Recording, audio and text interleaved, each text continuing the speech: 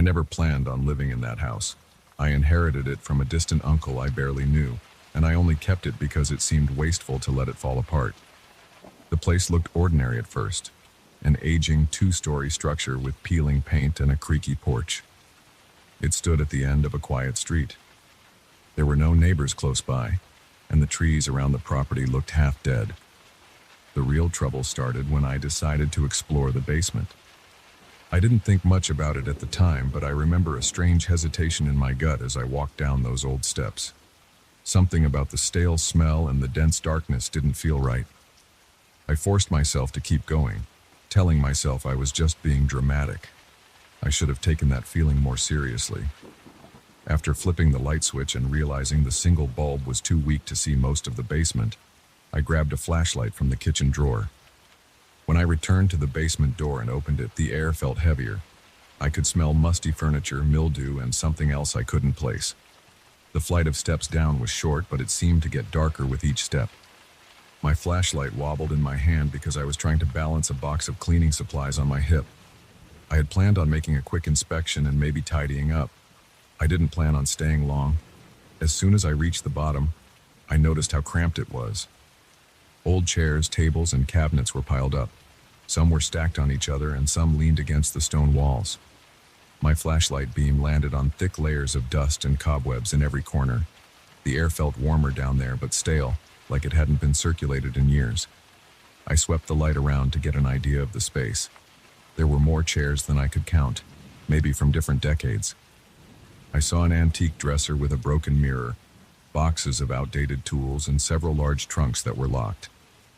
I wasn't sure what was inside them. My uncle must have tossed every piece of old furniture he didn't want into this basement. When I turned to check the door behind me, it was still open, letting in a small amount of light from the hallway above. I felt more comfortable seeing that sliver of light, but after a while, I started feeling uneasy. Something about the stillness made me keep looking over my shoulder, as if I expected to see someone else there. I reminded myself that it was just a cluttered basement filled with junk. Still, my shoulders felt tense. My jaw was clenched so hard that it hurt. I moved some broken chairs aside so I could walk around a bit. Dust rose from the floor and made me cough. Each step felt like I was stirring up years of neglect. After a few minutes, I noticed the corners seemed darker than they should have been. My flashlight was strong enough to illuminate them, but for some reason, the darkness looked thicker where the walls met the ceiling. It didn't make sense. The more I stared, the more I felt my chest tighten. I told myself I was probably just seeing shadows from the flashlight at a weird angle. My plan was to do a quick check for mold or leaks.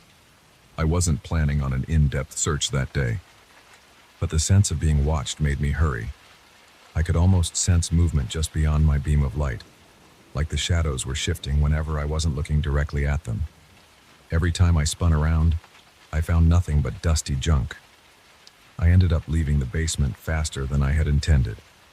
I tossed the cleaning supplies in a corner and decided I'd return later with better gear. I climbed the steps, shut off the light, and closed the door behind me. My hands were shaking when I turned the doorknob, but I tried to ignore it. That night I had trouble sleeping. I kept thinking about the basement, remembering that feeling of being watched, the shadows that didn't quite match my movements. Around 3 in the morning, I woke up to faint sounds coming from downstairs. It sounded like something scraping the floor or brushing against a wall. I convinced myself it was just the house settling or a gust of wind. The windows in this old place let in plenty of drafts. I tried to go back to sleep, but my mind wouldn't stop racing. Eventually, exhaustion won out, and I dozed off. The next morning, I decided to check the basement floor in the daylight. I wanted to see if I could find any sign of animals or maybe a broken pipe that could explain the noises. When I went down, the air felt colder than before, and I saw something that made me stop right away. There were footprints on the dusty cement floor, not mine. They looked strange, a bit smaller than my shoe size, but not by much. They trailed off behind a stack of crates. My first thought was that maybe I had made those prints without realizing, but the shape of the footprints didn't match my own. They also had a different tread pattern. I checked my shoes. Definitely not the same. My pulse hammered in my ears. I backed away and stood at the bottom of the stairs, scanning the basement. It was dead silent. I followed the footprints slowly, feeling the hair on the back of my neck stand up. They looped around some old bed frames and ended at a heavy wooden armoire shoved against the far wall. It looked like it hadn't been moved in decades. There was no exit behind it, and the footprints just stopped. I felt something in my stomach clench hard, like I was about to throw up. I backed away, not sure what to do. I decided I would come back with a crowbar to see if there was anything hidden behind that armoire, but at that moment, I just wanted to leave the basement. By midday, I was telling myself I must have missed something obvious. Maybe a homeless person or a squatter used a hidden entrance, or maybe the footprints were an old set that I just never noticed. But the dust seemed fresh, and the prints were crisp. I tried to focus on other tasks around the house. I cleaned the kitchen, vacuumed the living room, and attempted to set up my temporary bedroom. But I kept thinking about those footprints. That afternoon, I also felt a draft in the hallway near the basement door, which was strange because every window upstairs was shut. I checked the weather stripping around the back door. It was intact. I kept feeling these subtle shifts in the air, like a breeze that came and went at odd intervals. Night fell, and I locked every door in the house. I double-checked the kitchen door and made sure the deadbolt was secure. I shut off all the lights except for a small lamp in the living room. I sat on the couch trying to watch TV, hoping it would distract me. The house felt too quiet. Eventually, I turned off the TV and headed to bed, feeling uneasy. I woke up around 2 a.m. to strange creaking sounds. They were soft, but they sounded like footsteps on the floorboards downstairs. My heart pounded as I slid out of bed and listened. I couldn't tell exactly where they were coming from. I crept into the hallway and peered down the stairs. The living room was dark, but something was off. It felt like there was a shape against the dimness. When I blinked, the shape was gone. I held my breath for a few seconds, waiting to see if it would appear again. Nothing moved. I thought maybe I was half asleep and seeing things. Then the TV in the living room turned on by itself. The sudden noise and light made me jump so hard I almost lost my balance on the top step. My mouth went dry. I hurried downstairs, my heart pounding in my ears. The TV was playing static, like it couldn't pick up a channel. I grabbed the remote off the coffee table and turned it off. My hand shook as I placed the remote back down. I spun around, flipping on the light switch. The living room was empty. No one was there. I stood still for a while, listening. The silence made the ringing in my ears more noticeable. Eventually, I turned off the lights and went back upstairs, my stomach twisted in knots. I barely slept the rest of the night, jumping at every little sound the house made. The following day, I got up and headed to the kitchen to make coffee. I noticed the kitchen door was slightly ajar. I could see a bright line of morning light shining in through the crack. I was sure I locked that door. I always check it at night.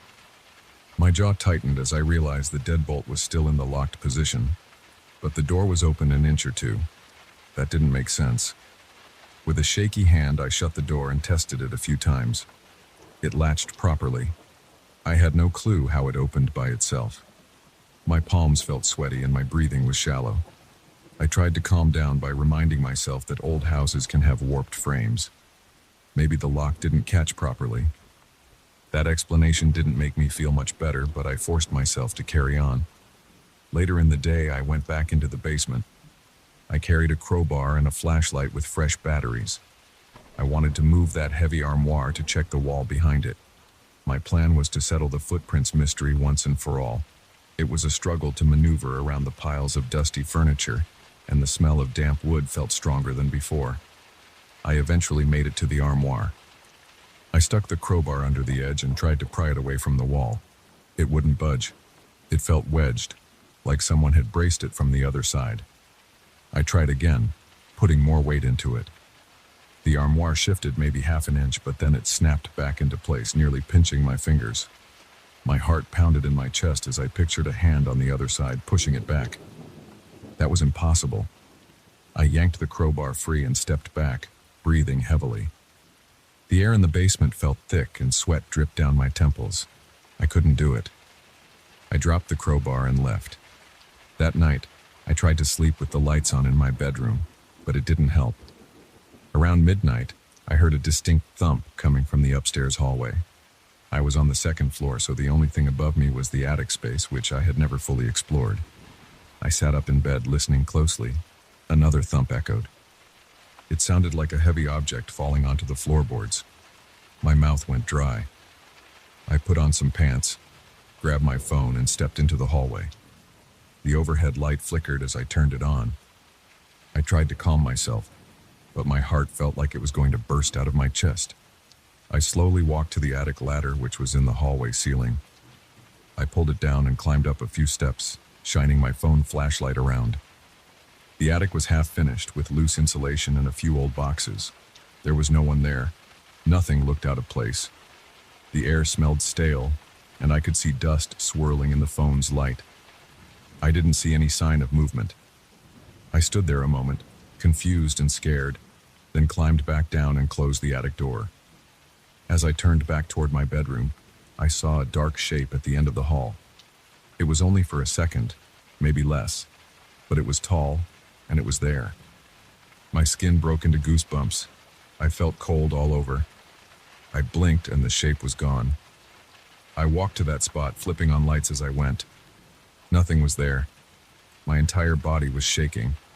I went back to my bedroom, locked the door, and sat on the bed. I told myself I was done ignoring this. Something strange was happening in the house, and it wasn't my imagination. I stayed awake until dawn, feeling every minute stretch out. The next morning, I decided to document everything. I wrote down each incident and the time it happened. I took pictures of the footprints in the basement and recorded any odd sounds on my phone's voice memo app. The tension in my chest felt relentless, but I wanted to have some form of proof in case I needed to show someone. My day passed with me nervously pacing around the house, checking the locks and feeling jumpy whenever a floorboard creaked. That evening, I sat on the couch with the lights on, flipping through TV channels just for background noise. I planned to stay in the living room all night if I had to. As I sat there, the hallway light started flickering.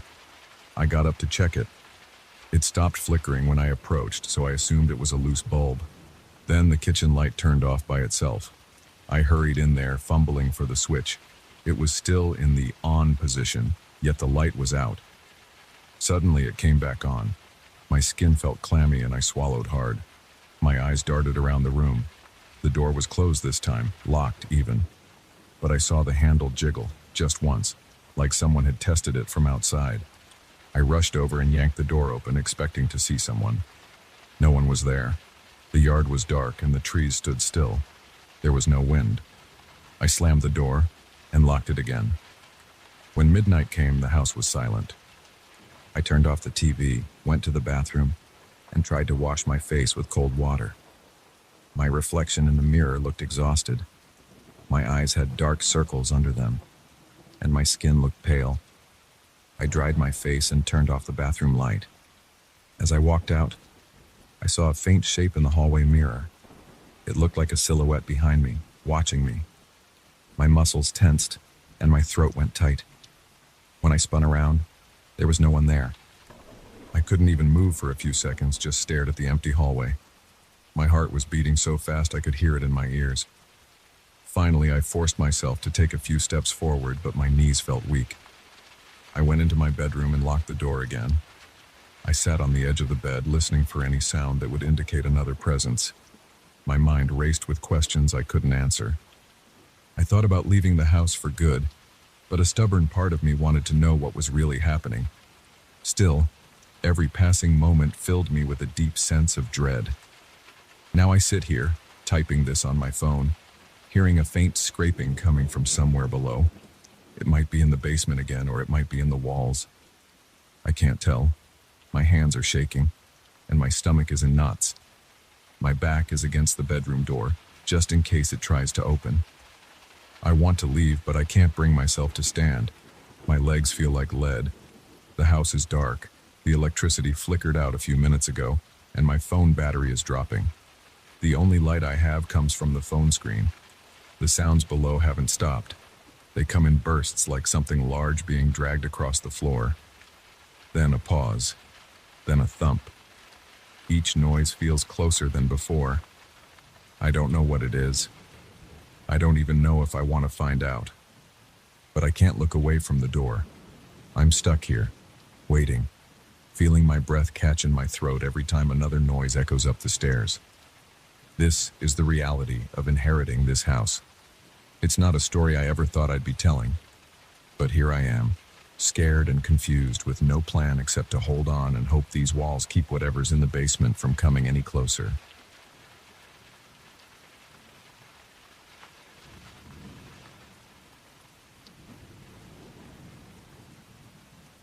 I stood in the main hallway with a flashlight in my hand, staring at the exposed framework of the old mansion. My breath came out in short bursts because something felt off. I had started work on this place a week ago, determined to turn it into a comfortable home for my retirement years. It was supposed to be a simple renovation project. I thought I would just tear down a few walls, upgrade the foundation, and install modern fixtures. But from the first night I stepped inside, I heard a voice whisper my name in the darkness. I told myself it was the wind, but deep down, I wasn't convinced. There was no electricity in the mansion and I had no generator. Yet every night, a faint metallic echo called out to me. It said my name slowly, drawn out, like it was reaching through the corridors. I'm not a superstitious man, but I felt my stomach tighten each time the voice spoke. I worked as an architect for over 40 years. And I've seen some strange structures, but this place tops them all. The floors groaned, the walls let out strange moans when the wind pushed against them. The first time I heard the whisper, I stood absolutely still under the flickering beam of my flashlight. I listened for normal sounds, the wind outside, maybe a loose piece of metal, or some leftover scrap from the demolition. But there was nothing. The voice said my name again, so soft it almost disappeared into the night. I felt a chill spread across my back. I tried to shake it off and got back to work. On my second day, I started tearing out some interior walls to open up the space. Old plaster crumbled under my hammer. Rotten wooden studs cracked and snapped under the weight of my crowbar. I felt a draft coming through the cracks in the plaster. It was much colder than I expected. I stopped swinging my hammer for a moment and leaned in, pressing my cheek against the old wallpaper. A strange coldness seeped out, like some air current was behind the wall. It smelled stale and sour, almost metallic. I thought there might be old pipes or maybe some hidden ductwork. That's when I heard the whisper again coming from right behind the plaster. It spoke my name in the same low, metallic murmur I'd heard before. I shoved away from the wall and nearly lost my balance. My flashlight dropped, and for a second the beam flickered across the floor. In that brief moment I realized I was sweating. My shirt stuck to my back, and my throat felt tight. But I forced myself to keep going. I told myself to stay calm, because I had a job to do. I tried to ignore the voice. I forced myself to tear down the section of wall. By nightfall, I had cleared a wide area near the staircase. Debris lay scattered around me. I picked up the larger pieces and stacked them in a corner so I could haul them out the next morning. Every time I picked up a piece of broken plaster, I half expected something to jump out of the darkness. My flashlight started to flicker a bit, so I replaced the batteries. Even then, the corridor felt too dark. The shadows seemed heavier than normal, but I tried not to linger on that thought. Around 8 at night, I decided to call it a day. I had a small folding cot set up in what used to be the dining room. There wasn't any furniture left in the house, so I placed my cot near the old fireplace. The chimney didn't draw well, so the room smelled musty. I sat there in the dim glow of a lantern, reviewing my progress. The space looked more open, but there were cracks in the floors and walls that needed attention. I started making a mental list of repairs. That's when I heard a clicking sound, like metal tapping against stone. I switched off my lantern to listen better. For a few seconds I heard only silence. Then the whisper started up again, slow and steady, calling out my name like it knew exactly where I was. The hair on my arm stood up. I clenched my fists to stop my hands from shaking. I turned the lantern back on, got out of my cot, and walked toward the corridor. I moved quietly, listening. My heart thumped in my chest. The whisper sounded like it came from behind the walls. I followed the sound into a narrow hallway. My flashlight beam wobbled in front of me. The wood under my feet felt soft in places, like it might give way if I stepped too hard. The voice seemed to retreat when I advanced, leading me deeper into the house. Eventually, I reached a door I hadn't opened yet. It was stiff, and the handle felt cold, like it had been dipped in ice water. When I pushed it open, I found a small storage room, empty except for a few dusty shelves. My flashlight passed over the walls, revealing more cracks. The smell of rust and dampness hit my nose. I listened for the voice, but it was gone. All I heard was my breathing and the faint squeak of old wood under my feet. I stayed there for a minute, waiting, but nothing happened. After that, I went back to my cot and tried to sleep. My rest was shallow because each time I drifted off, I heard faint clicking noises and the rustle of something moving through the corridors. In the morning, I felt groggy and unsettled, but I pushed ahead with my plans. I spent most of the day removing more old plaster. I found metal conduits that led nowhere, some with rusted wiring inside. I examined them carefully, hoping to find an explanation for the whispers. Maybe there was some odd resonance in the pipes, but I didn't see anything that made sense. The wires were dead. There was no sign of a short circuit or anything that might produce a voice-like sound. Around noon, I used a sledgehammer to knock out a section of wall near the front entrance. Dust and debris fell in a cloud, forcing me to cover my mouth. When the dust settled, I noticed an unusual gap behind the studs. There was a narrow space, almost a tunnel running between the walls. I shined my flashlight inside. The beam illuminated a cramped passage full of cobwebs and decaying insulation. The same stale smell poured out. My eyes watered and my chest felt tight. I thought about crawling in, but it looked unstable. The old beams might collapse if I moved around too much. Still, I had a strong urge to see where it went. Something tugged at me, like an itch in the back of my mind. I set the sledgehammer aside and grabbed a small crowbar. Carefully, I widened the opening. Each movement caused more debris to fall. My heart pounded as I pushed some broken lath and plaster out of the way. Then I crawled into that hidden passage. The space was claustrophobic. The beams on either side pressed in close. I felt old spider webs brush my face and arms. My flashlight beam danced on the rough wooden boards. I moved forward on my elbows inch by inch. The floor felt damp. My knees sank slightly into some rotted material. The cold air felt even more intense in there, like I was inside a refrigerator. I heard a faint metallic scrape again, followed by a whisper that sounded closer than ever.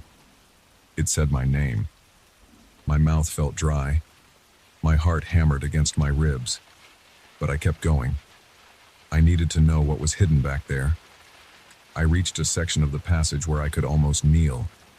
I paused to catch my breath. Dust floated in the flashlight beam, making me cough. Then I spotted a small opening ahead.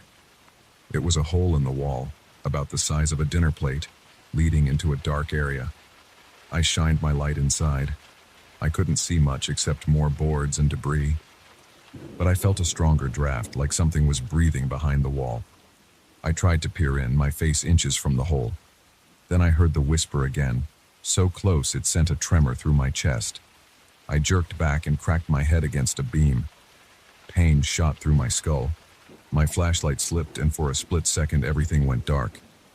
I felt my lungs tighten as panic flooded me. I fumbled for the flashlight and turned it back on. I realized my hands were shaking. My breath sounded loud in that confined space.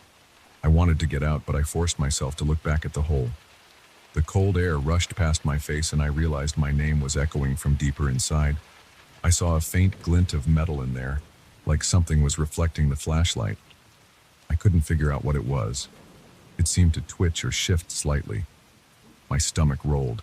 The voice said my name again. I couldn't take it anymore. My instincts screamed for me to leave. I backed out of that cramped tunnel, scraping my elbows against the rough boards. I emerged into the corridor, breathing hard. My shirt was soaked with sweat, but the air felt icy on my skin. That night, I stayed awake in the dining room with the lantern on. I kept a heavy pry bar close by. Every little sound in the house made my heart jump. Around midnight, the voice called me again, but this time, it felt louder. I tensed my muscles and sat on the edge of my cot, shining my flashlight toward the hallway. The whisper died away after a minute, but my nerves were shot. My hands and legs shook. I felt a dull ache building in my neck and shoulders. I wanted to leave right then, but I also felt determined to finish what I started. I told myself that maybe I had knocked something loose in the walls, some old metal fixture that was making noise, but I couldn't explain how it knew my name. The next morning, I tried to focus on more routine work. I removed cracked floorboards near the foyer. I installed new supports under one of the sagging beams. Each time I drove in a nail or hammered something into place, I paused to listen.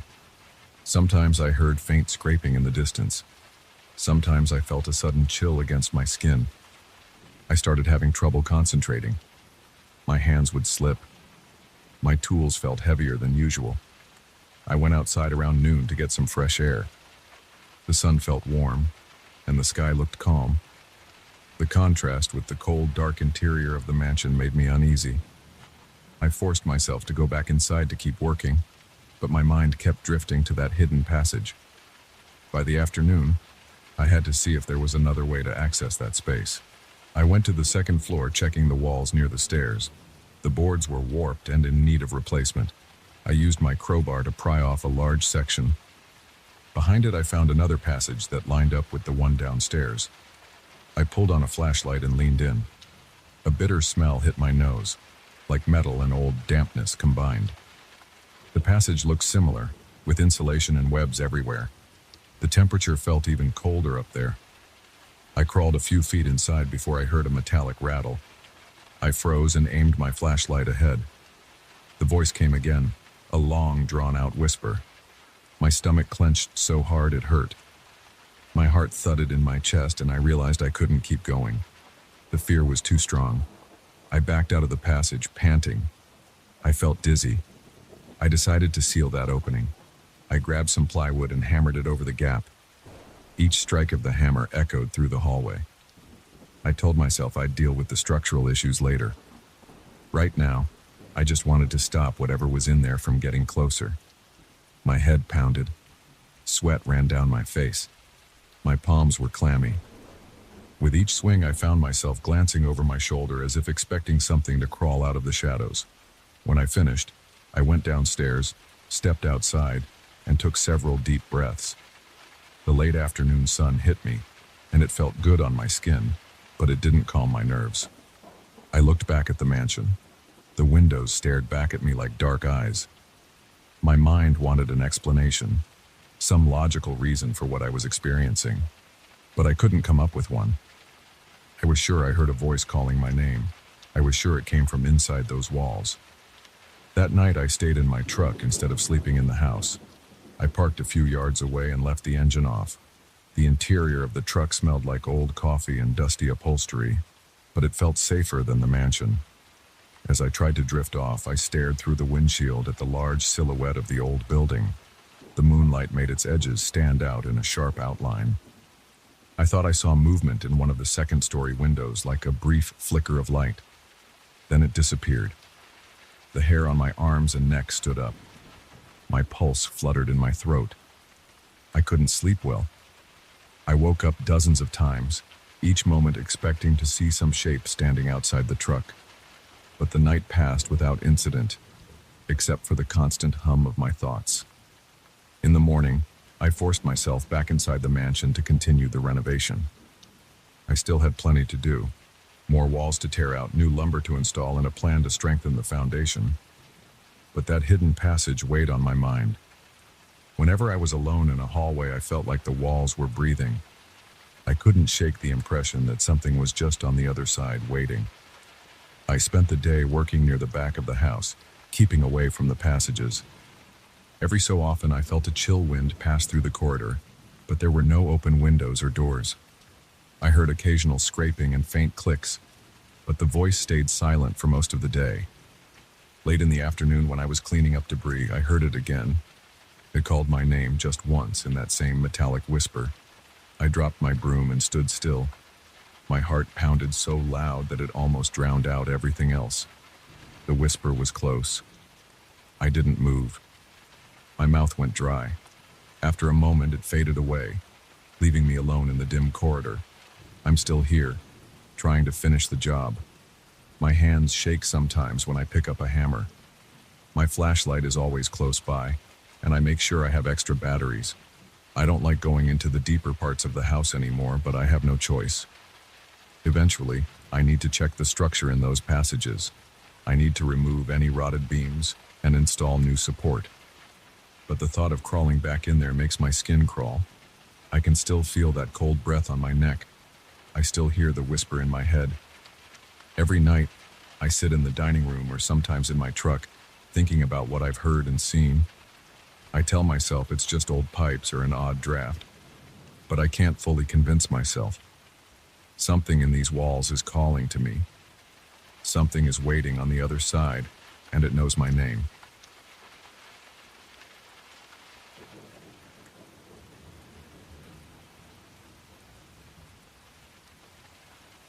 I moved into this new apartment thinking it would be a fresh start.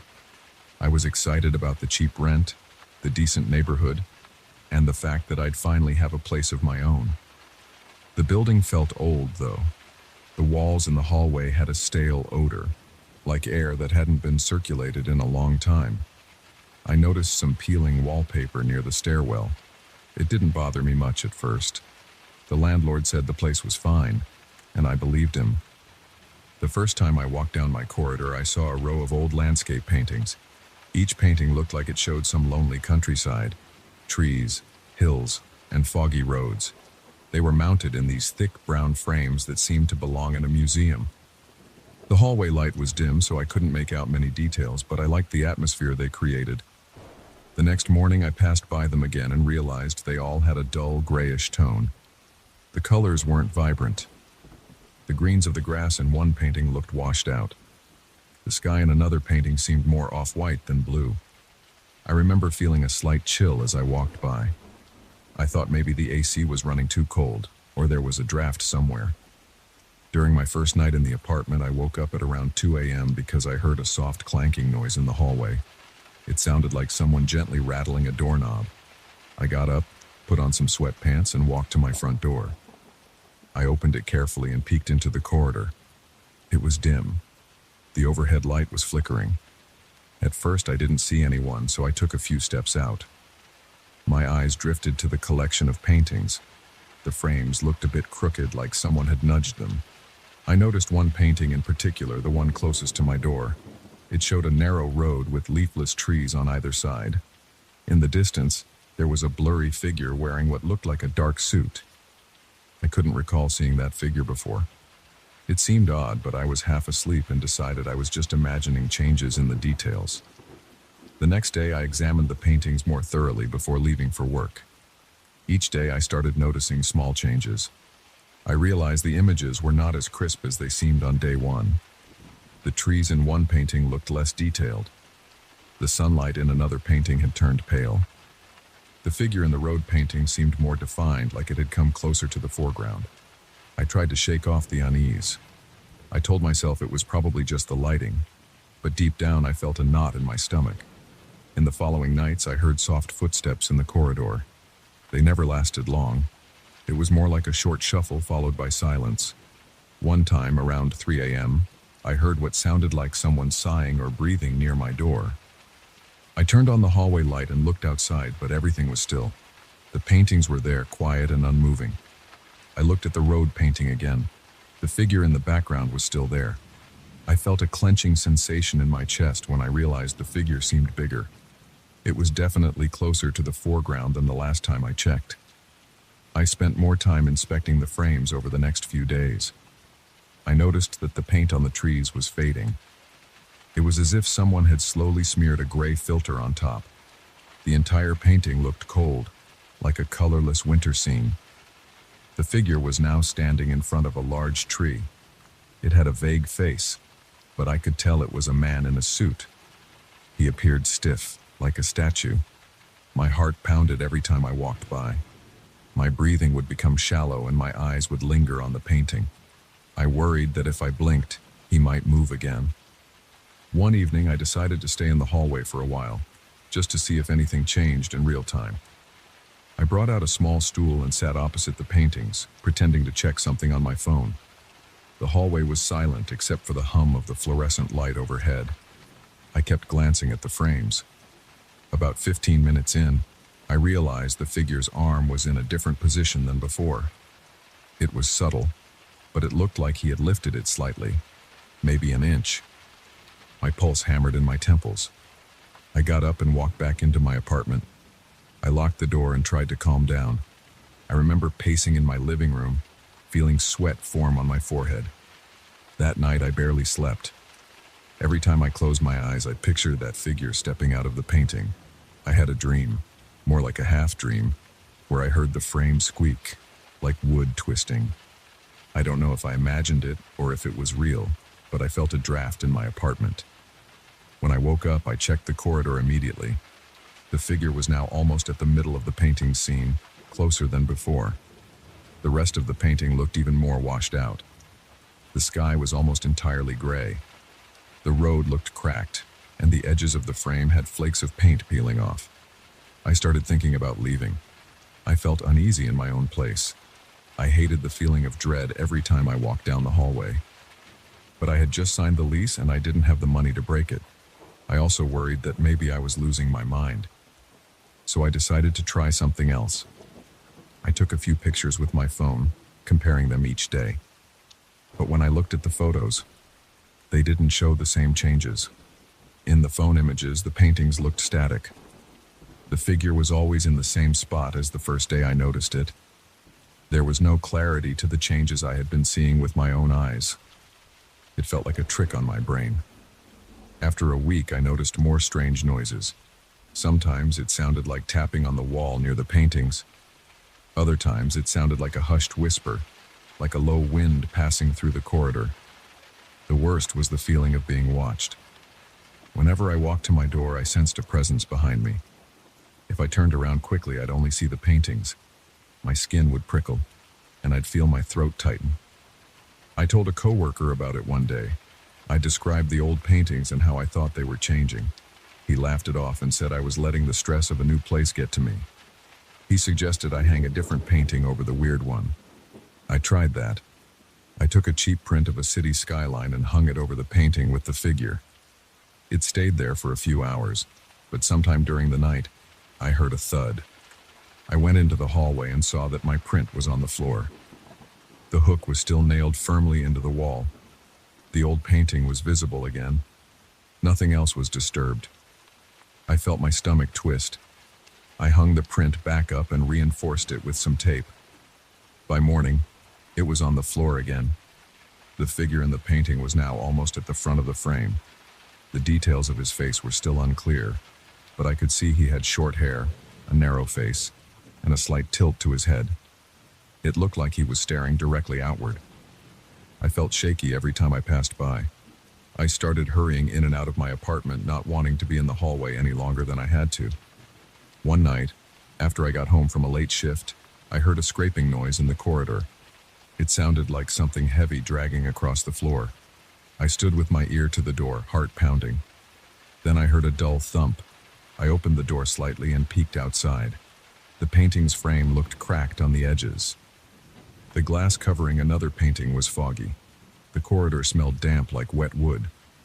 I didn't see anyone, but I felt an intense chill on my skin. I backed into my apartment and shut the door, turning both locks. My hands shook as I did it. The next morning, I decided I had to inspect the painting closely. The curiosity was too strong. I went out there with a flashlight. The corridor's lighting was still dim, and I wanted to see every detail. I shined the beam onto the painting. The background was almost gone, like white noise on a broken TV screen. The man in the suit was now right in front. He looked pressed against the inside of the glass. His eyes were small, dark spots. There was a faint outline of his hands near the edges of the frame. I felt my heart thudding hard. My breathing got faster. My palms were sweaty and I could feel the hair on my arms stand up. I leaned in closer, almost pressing my face to the glass. The detail was so strange. It felt like he was waiting for something. That night, I propped a chair in front of my door and stayed awake as long as I could. I had the idea that if he came out of the painting, I might hear something. Around 2 a.m., I heard a soft click.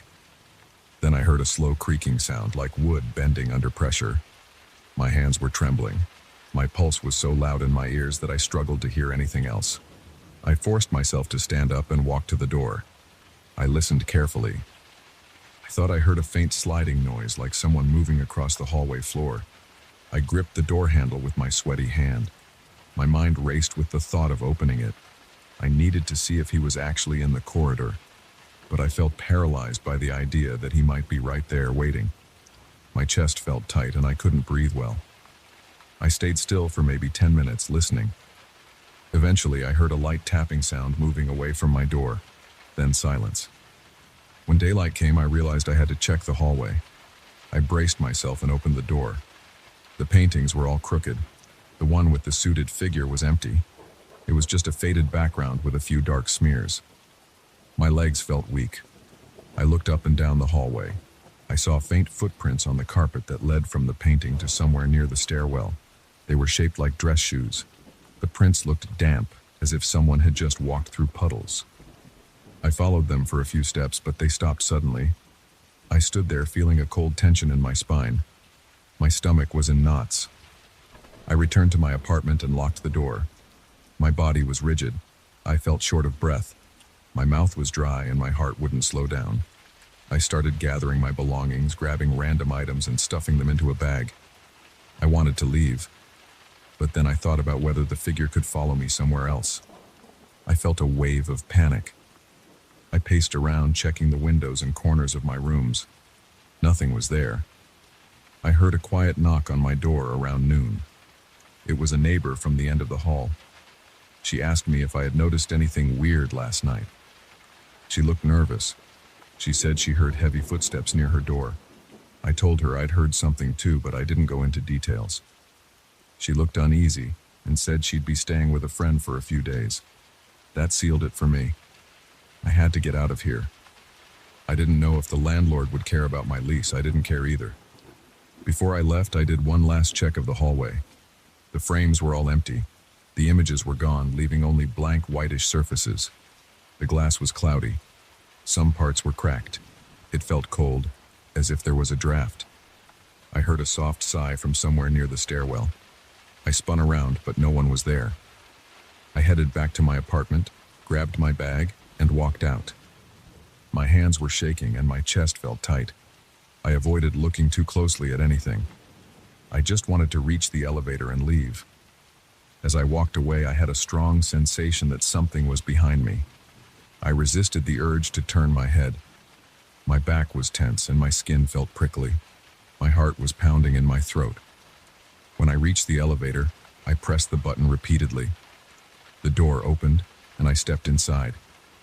I kept my eyes on the hallway until the doors closed. I saw no one, but the feeling of being watched stayed with me. I left the apartment building that afternoon and never returned. I made arrangements with a friend to crash at his place until I could find somewhere else. I had to hire a mover to get my stuff out a few weeks later. I let them handle everything. I haven't set foot in that hallway since. I don't know if that figure ever came out completely. But when I think back on it, I remember that day I saw the empty frame. I remember the footprints. I think he's out of there now, and I hope he never finds me.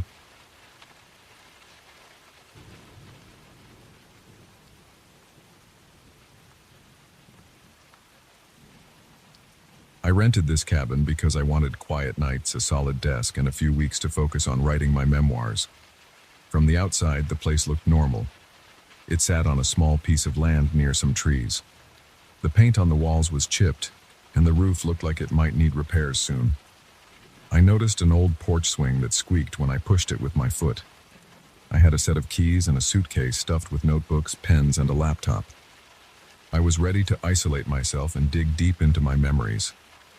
The cabin had a musty smell the first time I stepped in. I kept the door open for a while to air it out. There was a main floor with a living room, a kitchen in the back, and a small bathroom near the stairs. The stairs led to a single bedroom on the second floor. I saw dust in the corners, and the furniture looked old and worn. The floorboards creaked under my boots, but I figured an old cabin in the woods would do that. Nothing seemed out of place during the day. The windows were small, so the place didn't get much light. I turned on every lamp I found, which gave the rooms a soft glow, but it still felt a little dark inside. I set my suitcase next to the bed upstairs. The bed had a faded blue quilt and 2 flat pillows. The closet door was open, and I saw a few empty hangers on a rusted rod. A single dresser sat against the opposite wall. I saw marks on the wood as if someone had scraped something heavy across the surface. I didn't think much of it. I was eager to start working. I wanted to use the desk downstairs, so I walked around until I found it in the corner of the living room. It was a simple wooden desk with a few drawers that stuck when I tried to open them. I forced one drawer open and found a half-burned candle. I didn't see a holder for it. The other drawer was empty except for some dried-up pens. I spent most of that first day cleaning the floor, wiping down surfaces, and making the place feel somewhat comfortable. I heated up a can of soup on the old stove for dinner. The stove made a weird clicking noise when I turned the knobs, but the flame finally lit. I ate in silence at the small kitchen table. I heard the branches outside tapping against the windows when the wind picked up. I felt a slight chill in the air, so I put on a sweater. By nightfall, I was tired from the drive and the cleaning. I shut off the lights, made sure the front door was locked, and climbed the stairs to the bedroom. I heard the wood creak under my steps. It sounded louder than before, probably because it was dark and everything else was quiet. When I reached the top, I felt a strange draft in the hall. The only source of light was a small lamp on the nightstand, which I left on. I got under the covers, pulled the quilt up to my shoulders, and tried to relax. I was thinking about how early I wanted to start writing in the morning. But before I fell asleep, I heard a noise. It was a soft creaking sound on the stairs, like weight shifting on each step. I held my breath. The cabin was old. Maybe the wood was settling. Then I heard it again. A slow creak, then another. It reminded me of the way I had just walked up. I sat up in bed. My heart started pounding. I waited, straining my ears. I thought maybe an animal had gotten inside, or I was just hearing the old steps adjusting after I walked on them. But the noise came in small intervals, like footsteps. I swung my legs out of bed and walked to the door. I twisted the lock to make sure it was secure. Then I put my ear against the wood. My heart was beating so hard that I could feel a pulse in my neck. I heard a faint dragging sound on the floor downstairs. It wasn't loud, but it was steady. Then I saw a dim glow through the gap under the door. It moved back and forth as if someone was walking around with a weak flashlight. I froze. My chest felt tight.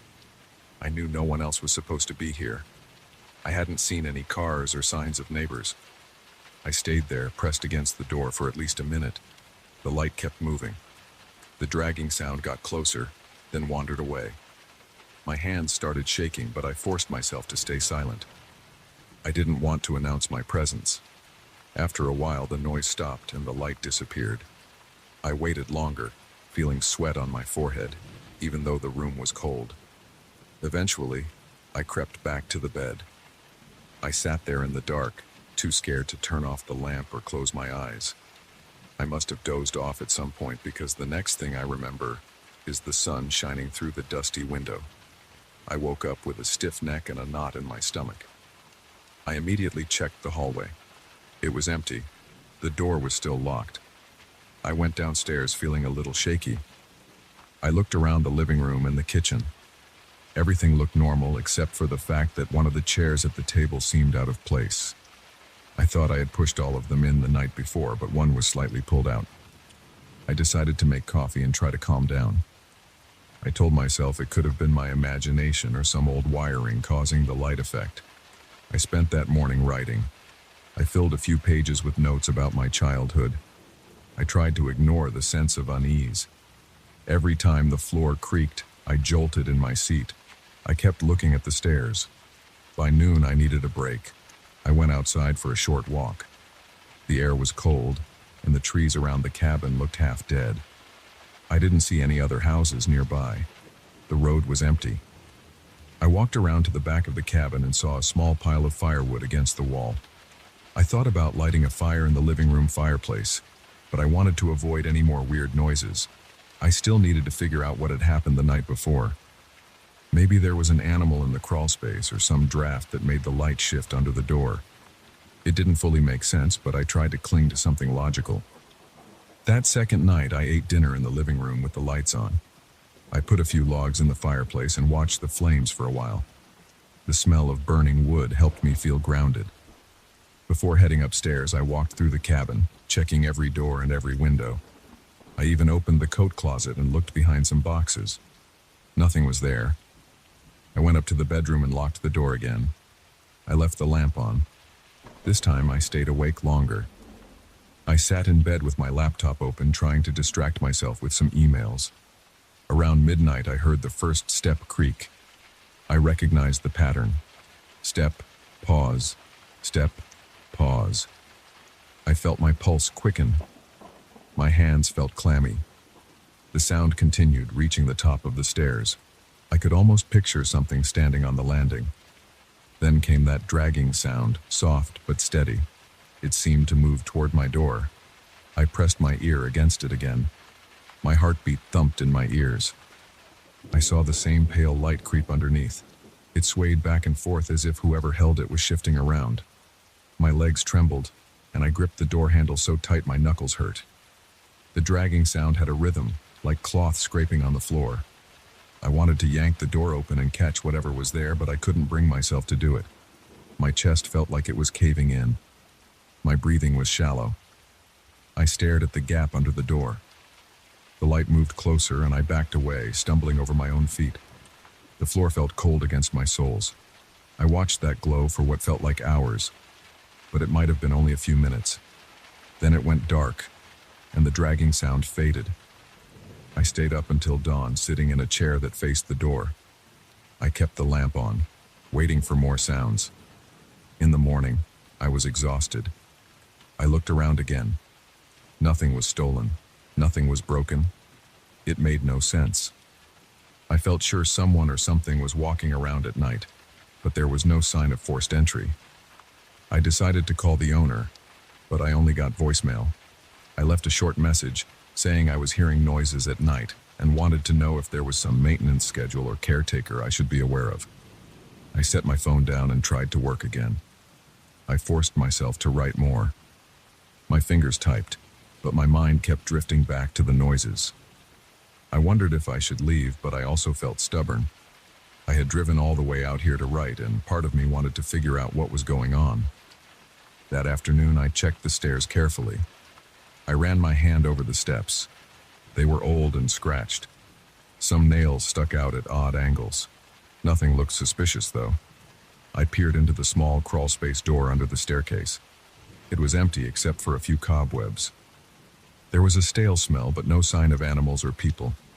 I cleaned the crawl space just in case something might be hiding there, but I found nothing. I locked the door again and placed a heavy box against it. That night, I decided to wait in the living room with the lights off. I wanted to see if I could catch whoever was messing around. I turned off everything, sat on the couch, and stared at the stairs. I had my phone in my hand, ready to turn on the flashlight. My plan was simple. If I heard the steps creak again, I'd jump up and shine the light right at them. I waited for hours, nearly dozing off. The only sounds were my own breathing and the ticking of an old clock on the mantel. Then I heard the first slow creak. My hand started shaking. The next creak followed. I flicked on the flashlight and pointed it at the stairs. I saw nothing there, only the worn wood and a thin layer of dust. The noise continued. It was close. I forced myself to stand up and move toward the steps. My heart hammered in my chest. I pointed the flashlight around, but I saw no one. Still, the creaking continued as if invisible feet were treading on the wood. I felt a cold sweat drip down my temple. Then I heard that dragging noise behind me near the kitchen. I spun around, shining the light through the doorway. The kitchen table and chairs looked the same. The noise moved closer. My flashlight started flickering. I smacked it a few times and it steadied. Then the noise faded and everything was quiet again. I stood there panting. My mouth was dry. I didn't sleep that night. I stayed on the couch until morning. The next day I saw footprints in the dust on the stairs, but they were too vague to tell if they were mine or someone else's. I examined them carefully. Some prints looked smaller than my boots, though. I felt a tightness in my chest as I realized this. I stepped outside to get some fresh air. The wind blew, rustling the trees. I checked the road again. It was empty. I walked around the cabin, checking the windows from the outside. None were broken or forced open. There was no reason for me to believe a person was sneaking in, yet I couldn't come up with another explanation. By that evening, I was jittery. My hands trembled whenever I reached for something. My stomach felt twisted in knots. I considered leaving, but I also felt drawn to uncover the truth. I had rented this place for a few weeks to write, and I didn't want to back out. I kept telling myself that I was overreacting. Yet the footsteps, the dragging sound, and the faint light felt real. My head started pounding when the sun went down. I ate a quick dinner of canned beans, skipping the stove. I checked the locks one more time. Then I grabbed a chair from the kitchen and wedged it against my bedroom door from the inside.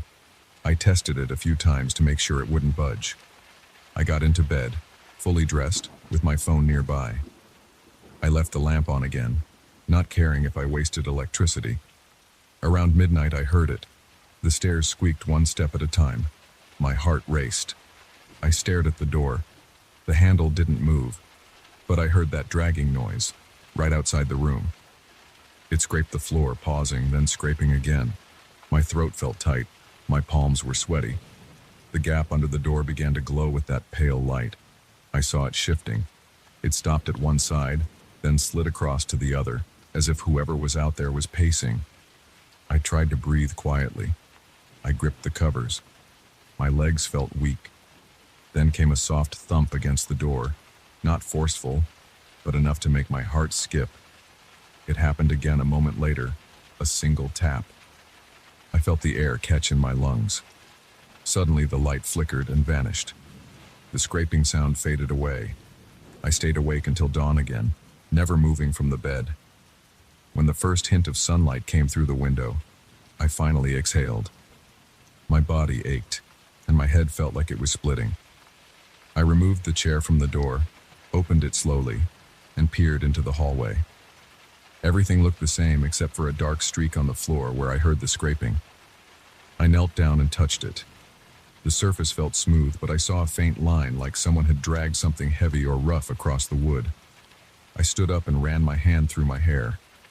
I needed a real explanation. I needed answers from the owner or someone who knew this cabin's history. I called the owner again, still got no response. At that point, I was ready to leave. I packed my suitcase and carried it downstairs. I set it by the front door, but I paused before locking up. A stubborn part of me wanted to last at least one more night. I don't know why I felt that way. Maybe I wanted to prove to myself that I wasn't running from shadows. Maybe I wanted to catch this intruder, if there was one. I decided to stay one more night. If it happened again, I would leave the next morning. That is where I stood. Tired, on edge, waiting for nightfall, unsure what I would face. I put my suitcase near the door, ready to go at a moment's notice. I sat down at the living room desk and tried to write one more page of my memoirs, but my hand shook so much that my pen scratched lines across the paper. I stared at those lines, frustrated and scared. The cabin felt different now. I could almost feel a presence, but I refused to say it out loud. There were no children here, no caretaker, no friendly neighbor. Just me, this old cabin, and something that came up those stairs every night with a pale light and that awful dragging sound. I stayed put, heart pounding, waiting for whatever was coming next.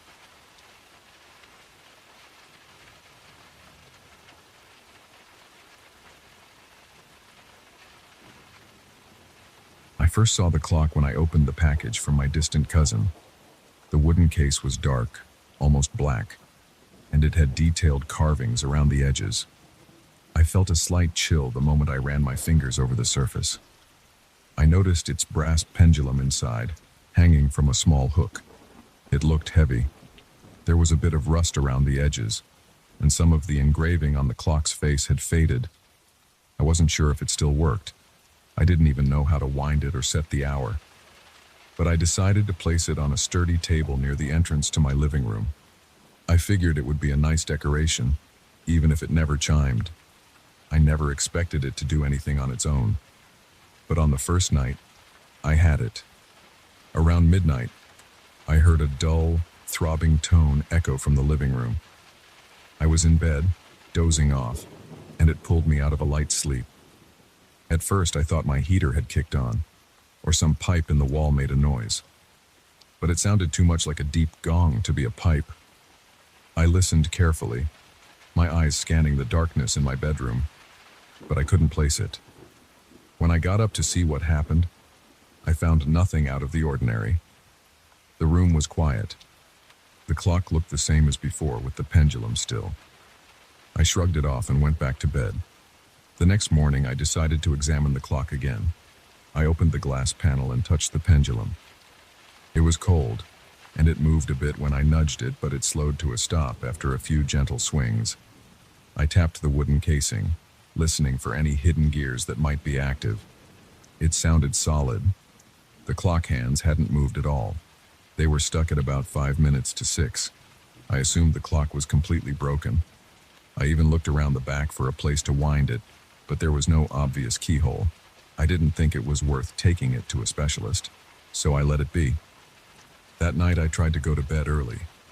I had a long day at work and felt exhausted. My mind drifted in and out of sleep, but at midnight, exactly midnight, I heard that noise again. It was a heavy, low-pitched chime. It seemed to spread through the walls. I sat up in bed, feeling my chest tighten. The hairs on my arms stood up. There was something about the tone that made me uneasy. It wasn't just a mechanical ding. It felt like a vibration that rattled my bones. I forced myself to get out of bed and check the living room again. When I flipped the light switch, the clock looked normal. Its hands were still stuck, and the pendulum was motionless. I stood there for a moment, just listening. My heart was beating fast. I couldn't hear anything else. I frowned, trying to make sense of it. Finally, I went back to bed, convinced that I must have misheard. But that same night, I had a disturbing dream. I saw myself walking through my hallway. It was dark. The only light came from a small lamp on the floor. In my dream, I heard the same deep chime echoing somewhere in the distance. Then I noticed shadows flitting around the corners. They moved fast. I couldn't see any details, just black shapes against the walls. I felt my pulse racing in the dream, like my body was on alert. I tried to speak, but no words came out. I stood there, frozen, as these shadows kept running back and forth, brushing past me. I woke up drenched in sweat. My heart was hammering. I looked at my phone. It was 12:34 a.m. I couldn't shake the feeling that something was wrong.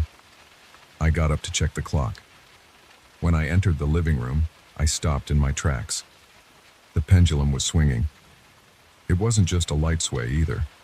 It was moving in a steady arc, almost as if someone had wound the clock and set it to run. But I had never wound it. I stood there, my pulse pounding in my ears, watching that pendulum swing back and forth. I considered grabbing it to stop it, but I felt uneasy. My hands trembled, and I felt a pit in my stomach. I let it be. Instead, I stepped backward and went to the kitchen to get a glass of water. I left the lights on and forced myself to sit down until I felt calmer. By morning, the pendulum was still again. I had trouble focusing at work that day. I kept replaying the events in my mind, trying to find a logical explanation. Maybe the house was uneven, or maybe some draft caused the pendulum to move. But that didn't explain the deep chime at midnight. And it certainly didn't explain why the sound wasn't part of the clock's recorded mechanism, if that mechanism even worked. I thought about taking the clock apart, but I was afraid I'd damage it. Also, I wasn't too eager to mess with it, given how it made me feel. I tried to ignore it.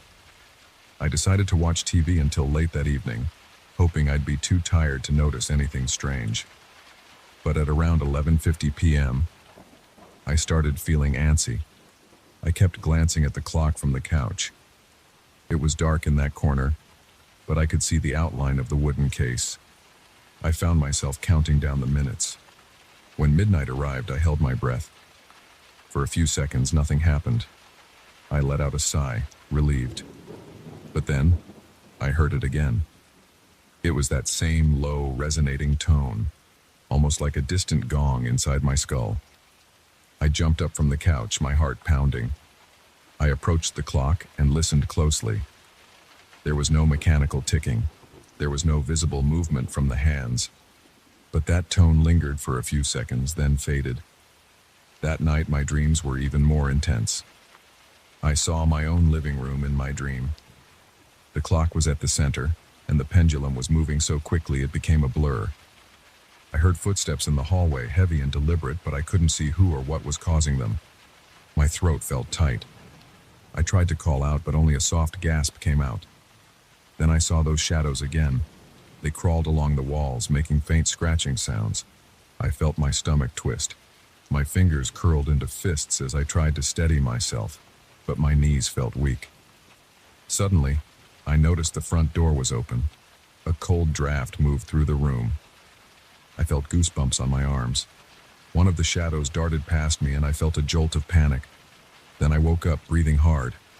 I sat there in bed, my head spinning. I checked the time on my phone, 12:26 a.m. I stared into the darkness. My mouth felt dry, and my shirt was sticking to my back from sweat. I forced myself to get up and look around. Every part of me wanted to ignore the clock, but I had to see what was happening. When I reached the living room, I found the pendulum in motion again. It swung, steady and rhythmic, as if it had been wound. My breath caught in my throat. I turned on the lamp next to the couch and stood there, rubbing my eyes. The rest of the clock was as dead as before. The hands hadn't moved. The worn brass dials were in the same position. But that pendulum was swinging. I reached out and gently held it to stop it. It resisted a little, like there was some momentum pushing it. I felt the weight of it in my palm. The metal felt cold. Finally, it stayed still. I let go, turned around, and went back to my bedroom. Over the next few days, the pattern continued. Every midnight, the same chime echoed. I would jump out of bed, sometimes with my heart pounding, sometimes in a daze. I'd stumble into the living room, and each time the pendulum was swinging. I started sleeping with my bedroom door shut, hoping to block out the sound. But I could still hear it no matter what. I tried putting earplugs in, but the chime wasn't just audible. It felt like a low rumble in my chest. It was impossible to ignore. The dreams got worse. Each night, I saw more shadows in the house. I heard more footsteps. My vision in those dreams felt oddly clear, but I couldn't see any actual people or shapes, just dark figures flitting around. Sometimes I heard light scratching at the windows. Other times I heard whispers I couldn't make out. Each time I'd wake up feeling disoriented, sweating, my heart racing. And each time the clock's pendulum would be moving. I decided to move the clock to a different room. I picked it up one afternoon, carrying it to a small storage area at the back of my house. It felt heavier than I expected, and the carved edges bit into my hands. I placed it against a wall and covered it with an old sheet. That night I had trouble sleeping, waiting for midnight. When it finally came, I heard the chime just as before. It was muffled, maybe a little softer, but still there. I felt my muscles tense. I kept telling myself it was just a broken clock. But the sound made my skin crawl. I forced myself to check the storage room. The air in there felt stale. I peeled back the sheet and found the pendulum swinging. My heart sank. I reached out, grabbed it, and held it still again. I muttered to myself, asking how this was even happening. I wondered if there was some internal power source I hadn't discovered, but the clock looked purely mechanical, and also very old. Its gears were probably rusted. I had no clue how it was running.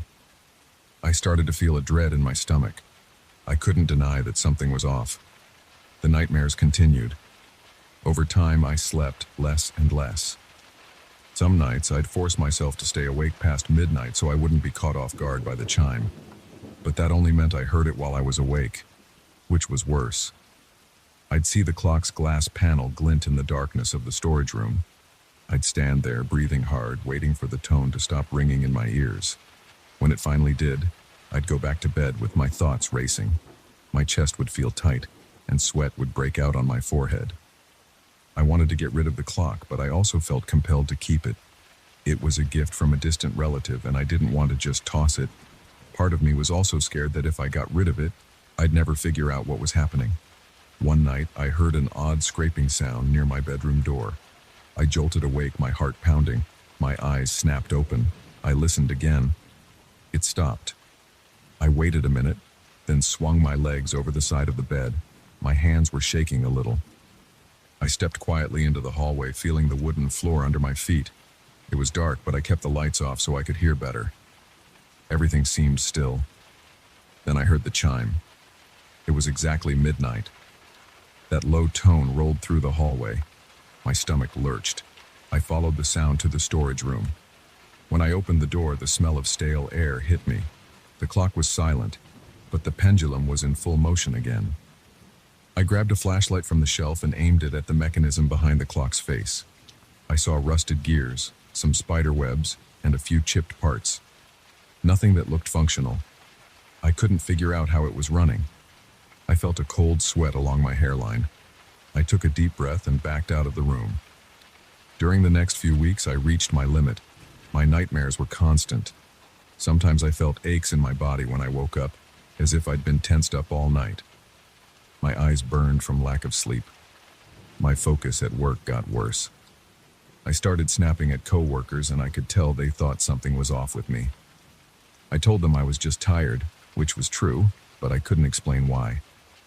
I contemplated hiring someone to come look at the clock, maybe an antiques expert. But I kept putting it off, worried I'd sound crazy. I tried to record the clock at midnight. I set up my phone on a small tripod in the storage room. I aimed it right at the clock and hit record before going to bed. At midnight, I heard the chime as usual. I felt the vibrations in my chest. I clenched my teeth and waited it out. The next morning, I grabbed my phone and played back the video. I saw the clock in the darkness. The screen was a little grainy. The clock's face was barely visible. Then, at exactly midnight, the video glitched for a second. I heard a faint static noise. The next moment, the pendulum appeared to be swinging on camera, but there was no clear chime recorded.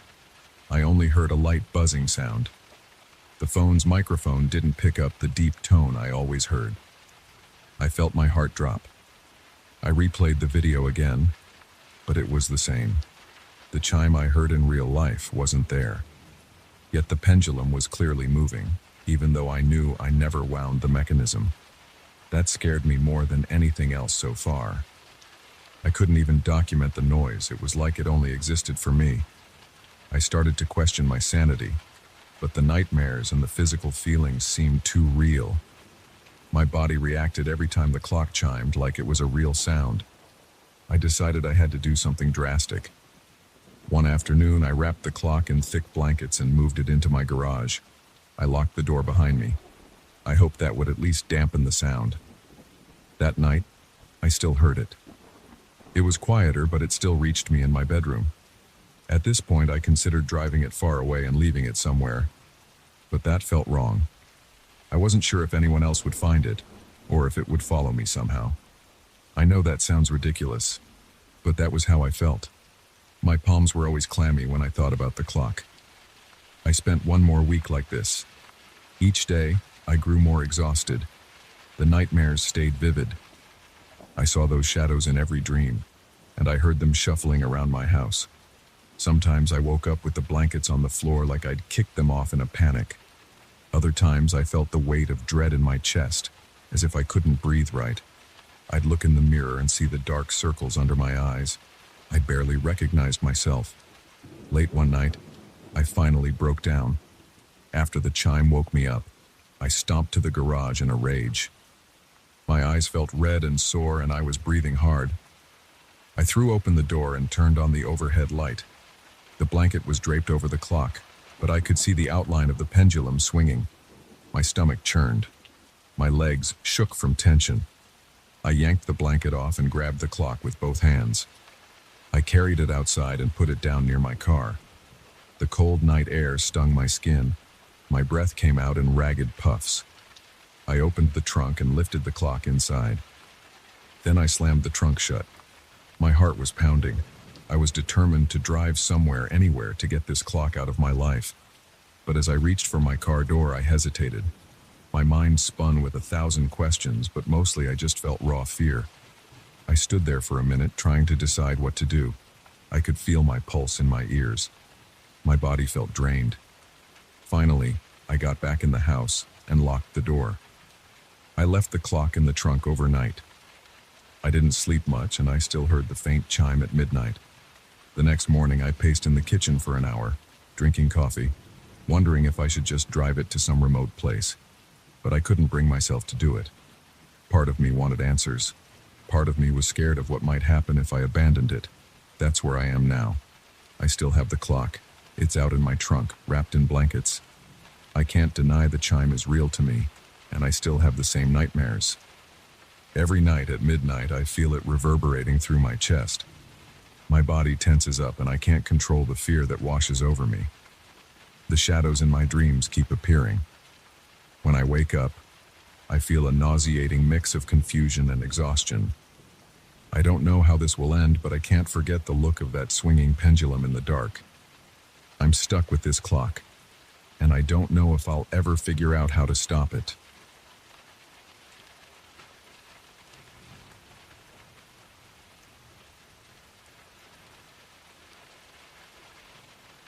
I slammed my foot on the brakes when I saw that figure on the shoulder of the road. It stood there like it had materialized out of thin air, and my headlights carved out its shape against the darkness. There was no movement, no face I could make out, just a tall, motionless form that made my stomach tighten. I froze for a second and gripped the steering wheel so hard that my knuckles felt like they'd pop. Then I forced myself to breathe, pulled to the side, and stepped out into the cold air. I aimed my flashlight at the spot. Nothing. There wasn't a single person around. It was empty, and the quiet was so heavy it pressed against my ears. I got back into the car, but my heart wouldn't slow down. I felt sweat on my neck even though the night air was chilly. I started the engine and continued driving, telling myself it might have been a trick of the light or my tired mind playing games. I'd been driving for hours, and the moon was hidden behind thick clouds. The road was deserted, with only my headlights to show the way. I saw the figure again about 5 minutes later. I almost didn't notice it at first because my eyes were getting blurry from fatigue. Then my heart lurched. It was the same shape, tall and still, right by the edge of the highway. This time I didn't stop. My hands shook and I shifted in my seat, glancing at the figure as I passed. Its head seemed to follow the car, but I couldn't see any detail. No face, no eyes, nothing to identify. Just a dark outline that made my chest feel tight. I decided to keep going. My throat felt dry and I noticed I was breathing fast. My seatbelt felt tighter than it should, like I was trapped in my own car. I turned on the radio to distract myself. Static. I tried a few different stations, but all I got was that faint hiss. I turned it off. I felt too on edge. I wanted to hear if there was any movement outside, if something tapped on my window, or if footsteps approached when I pulled over next. My plan was to keep driving until I reached a gas station or a motel. Then I could rest and shake off this strange feeling. After maybe another 10 miles, my gas gauge started dropping closer to empty than I liked. I had to stop.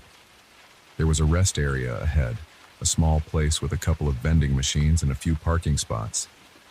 It was dimly lit by a pair of flickering lights. I pulled in, parked near the closest lamp, and turned off the engine. My hands were trembling on the wheel. The silence in the car was overwhelming. I opened the door and stepped out. The air felt colder than before, like the temperature had dropped several degrees in the last few miles. I looked around. Nobody else was there. I could hear insects buzzing in the grass and the distant hum of a power line, but nothing else. I walked over to a vending machine. The light inside flickered, revealing a small selection of snacks.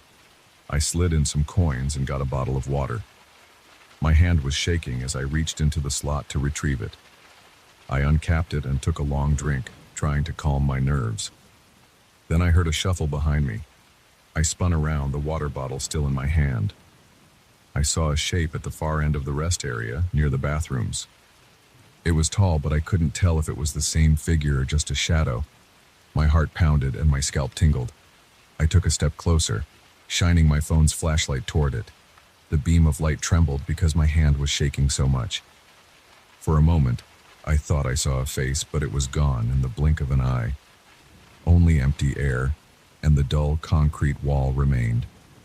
I turned off the flashlight, deciding not to investigate further. My pulse was too high, and my stomach churned. I threw the empty bottle in a trash can and hurried back to the car. I locked the doors as soon as I got inside. I could still feel eyes on me. I turned the key in the ignition and cranked up the heat. The warm air blew against my face, and I closed my eyes for a moment just to steady myself. Then I backed out of the parking spot and got back on the highway. The next 30 minutes were tense. I kept checking my mirrors. I would see something in the darkness, like a small flicker or a hint of movement, but whenever I focused my eyes, there was nothing there. My shoulders felt rigid, and I kept shifting in my seat to ease the tension in my back. I rolled down the window a bit, letting the cold night air in, hoping it would help me stay awake and alert. I thought about calling someone just to hear another human voice, but my phone had no signal. That wasn't surprising out here in the middle of nowhere. I tossed it on the passenger seat and gripped the wheel again. My breath came in short bursts. I tried to talk myself down. "It's just nerves," I muttered. "You're overreacting. There's nobody out here." But I couldn't shake the feeling of being watched. It was like a constant pressure on my back. A sign indicated a small town about 15 miles ahead. I felt a wave of relief. I'd get a room for the night, or maybe find an all-night diner with people around. That was exactly what I needed. Other people. Lights, noise, anything to remind me that I wasn't alone on some forgotten stretch of pavement. I spotted the figure again just before the town's exit. My headlights caught it standing on a patch of gravel next to a broken fence. My chest tightened. It felt like my lungs locked up for a second. My arms went rigid, and I almost veered off the road because my grip on the steering wheel was too stiff. I corrected the car's path at the last second. My eyes flicked to the figure. It stood there as if waiting for me just like before. It didn't wave, didn't move, but I felt it staring. I felt it through the windshield, through the dark, through the beams of my headlights. It was a heavy, suffocating awareness. I sped up, pressing the gas pedal harder than I intended. My heart rattled in my chest. I wanted to shout at it, but what good would that do? The car roared as I shot forward, and the figure disappeared from my side mirror. My breathing didn't calm until I saw the faint lights of the town up ahead. I turned onto a main street with a few scattered buildings. Most were dark, but I noticed a small motel with a neon sign that flickered. I pulled into the parking lot. It was old, with cracked asphalt and a single street lamp that cast a weak glow over the cars. I parked near the lobby entrance and killed the engine. I hesitated before getting out, scanning the lot for anything unusual. I didn't see anything, so I stepped out and locked the car. The motel office was lit by a single lamp on the counter.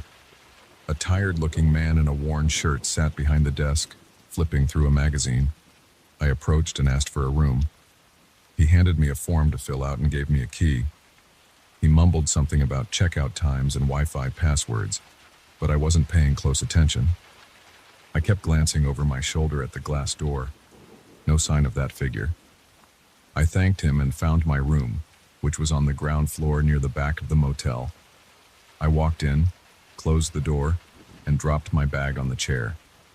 The room smelled like old carpet and stale air. I flipped on the lights, turned the deadbolt, and let out a long breath. My stomach growled. I realized I hadn't eaten much, but I didn't feel like going out. I wanted to stay locked in, safe from whatever was out there. I checked the bathroom. The fluorescent light buzzed, but the place was clean enough. I let the water run for a moment and splashed some on my face. I stared at my reflection in the mirror. My eyes were bloodshot and my skin looked pale. I felt a twinge of embarrassment. Here I was, a grown man, spooked by a shadow, but my gut told me it was more than a shadow. I went back into the room and turned on the TV for background noise. The signal was weak, but I found a channel playing late-night reruns. I sat on the edge of the bed, trying to let my muscles relax. My legs felt tight, and my hands were still shaking. Every few minutes, I checked the curtains to make sure there was nobody outside the window. I couldn't help myself. My heart pounded every time I pulled the curtain aside. Eventually, exhaustion took over. I laid down on the bed, fully clothed. I was halfway between waking and sleeping when I heard a soft tap on the window. My eyelids flew open. My heart pounded so hard it hurt. The TV was on mute, but the faint flicker lit the room in flashes. I held my breath and listened. The wind outside whistled and the motel sign buzzed, but I didn't hear another tap. Maybe it was just a branch hitting the glass or a piece of debris blowing around. I stayed still for several minutes, my ears straining for any sound. My throat felt scratchy and my forehead was damp with sweat. The tap didn't come again. I glanced at the time on my phone, 3:12 a.m. I wanted to sleep, but every nerve in my body was on alert. Finally, I decided to peek outside. I moved slowly toward the window, keeping the lights off. I cracked the curtain a tiny bit and looked out. At first, I saw only the empty parking lot. Then my eyes adjusted to the low light. Next to the street lamp, I spotted it. That shape. It was standing under the weak glow, perfectly still. I couldn't see a face or any features, but it was definitely that same figure I'd seen on the road. I gasped and dropped the curtain. My skin felt cold. I stumbled back and sat on the bed. My pulse hammered in my ears. I couldn't believe it had followed me here. I felt cornered. I considered calling the front desk, but what would I say? Some tall shape was standing in the parking lot? It hadn't done anything illegal. It hadn't broken in. I thought about calling the police, but then I imagined how that conversation would go. Would they even take me seriously? I sat there trying to calm down. I told myself to think straight. If it was a person, they might be messing with me. Or maybe it was just my exhausted mind turning random shadows into a sinister figure. But I'd seen it multiple times now, always in the same posture, like it was watching. I wanted to leave the motel and drive until morning, but I felt too tired. The idea of going back out into the night, alone on that deserted highway, made my chest tighten. Staying put seemed safer. At least here I had walls, a lock, and maybe some other guests nearby. Even the front desk clerk was some sort of backup. I decided to wait it out. I turned up the volume on the TV to fill the silence. I pulled out a chair and propped it against the doorknob. Then I sat at the edge of the bed facing the window. I could see the silhouette of the parking lot lamp through the curtains. My heart pounded in my rib cage, but I kept my eyes open, determined not to drift off. Minutes dragged by. I heard the wind outside and the occasional sound of a car passing on the road. My neck felt stiff, and my eyes burned from staring so hard. I didn't see the figure anymore, but I kept replaying the moment I spotted it under the light. Its posture was so rigid, like it was carved out of the night itself. I must have dozed off somehow because I jerked awake to the sound of my own snore. The TV showed a static screen. My phone said 5:21 a.m. I panicked and rushed to the window. The faint glow of dawn lit the sky, and the parking lot was empty. I stood there watching as the day slowly pushed the night away. My body felt heavy and my thoughts were slow. I rubbed my eyes and dropped into the chair. Maybe it was gone now. I told myself I'd just get the hell out of there as soon as the sun was fully up. I felt safer in daylight, and I assumed normal traffic would start flowing. Being surrounded by other cars might help me feel less isolated. Around 7 a.m., I returned the key at the front desk. The clerk eyed me like I looked half dead. I didn't say much. I just wanted to be gone. I walked outside, squinting in the morning light. The The motel parking lot looked different in the day, less threatening, but still shabby and lonely. I loaded my stuff into the trunk, slid into the driver's seat, and turned on the ignition. My entire body was aching. I pulled out onto the main street, heading west. I kept checking the rearview mirror for any sign of that figure. All I saw were a few regular people going about their morning routines. I passed a diner with a couple of cars out front, a grocery store with a nearly empty parking lot, and then I reached the highway entrance. Traffic was a bit heavier now, but still not bad.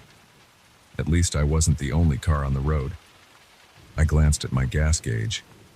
Good enough to go another hour or two before needing to stop. I tried to relax my shoulders and enjoy the warmth of the rising sun. But every time I slowed down, I felt a spike of anxiety. I half expected to see that dark shape on the roadside again, waiting for me. I forced my eyes to stay on the road. Eventually, I found a rest stop with a few cars parked outside. I decided to pull in for a quick break. As soon as I parked, my heart rate went up. I scanned every corner of the small lot. Nothing unusual. I stepped out of the car and stretched. The air was crisp, but at least it wasn't as cold and unsettling as last night. I walked inside the rest stop. It had a convenience store with coffee and pastries. I grabbed a cup of coffee, paid, and sat at a table in the corner, facing the door. My arms felt tense, and I kept my ears open for any strange sounds. People came and went. They looked normal. Families, truckers, road trippers. I took small sips of coffee and tried to calm down. My breathing was still uneven. My nerves felt stretched thin. After finishing my coffee, I tossed the cup and walked back to the car. I took one more cautious look around before getting in. Then I drove off, continuing toward my final destination. But deep down, I knew I wasn't calm. The memory of that figure, tall, silent, and unrelenting, sat in my head like a constant ache. Every time I glanced at an empty stretch of road, I imagined it appearing in my headlights again. I still haven't reached the end of my journey. Every time I park, I feel that same chill in the air. Every time I glance at a lonely bend in the road, I remember how it was waiting for me, standing completely still, as if it knew exactly where I would be. I haven't seen it in daylight, but that doesn't ease my nerves. Even now, I feel like it's close, watching from a hidden spot I can't quite see. I'm afraid to keep driving, but stopping doesn't help. I feel its presence whenever I stop. The only thing that keeps me going is the hope that at some point I'll lose it, or maybe I'll reach somewhere populated enough that it can't follow me anymore. Until then, I'm on edge, checking every mirror, every window, and every shadow on the side of the road. And I keep telling myself to stay alert because that shape could be waiting anywhere, watching me with an unseen gaze that makes my skin crawl. I haven't found a way to shake it yet, and I don't know how long I can last without sleep, but as of now, that's my reality. I just keep driving.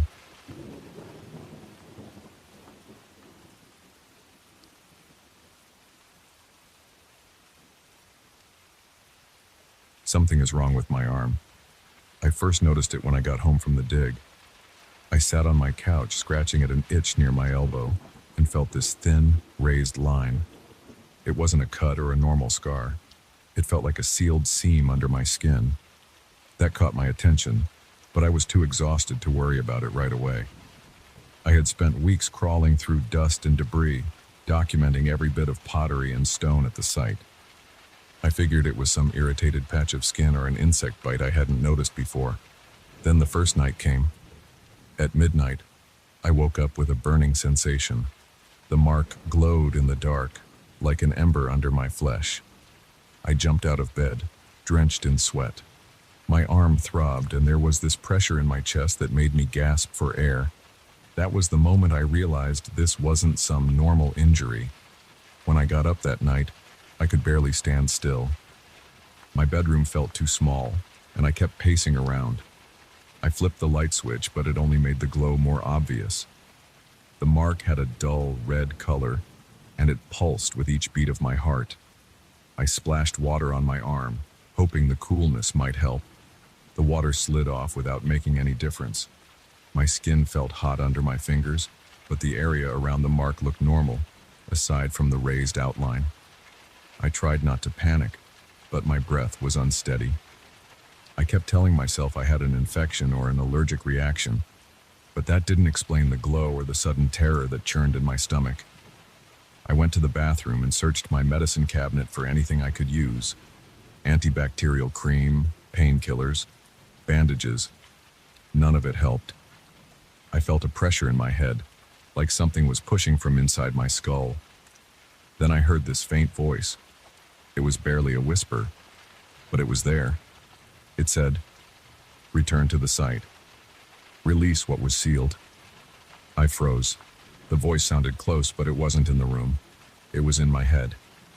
I clutched the edge of the sink, waiting for it to stop. Eventually, it faded into a light static in my mind, leaving me trembling. By the next morning, the glow was gone.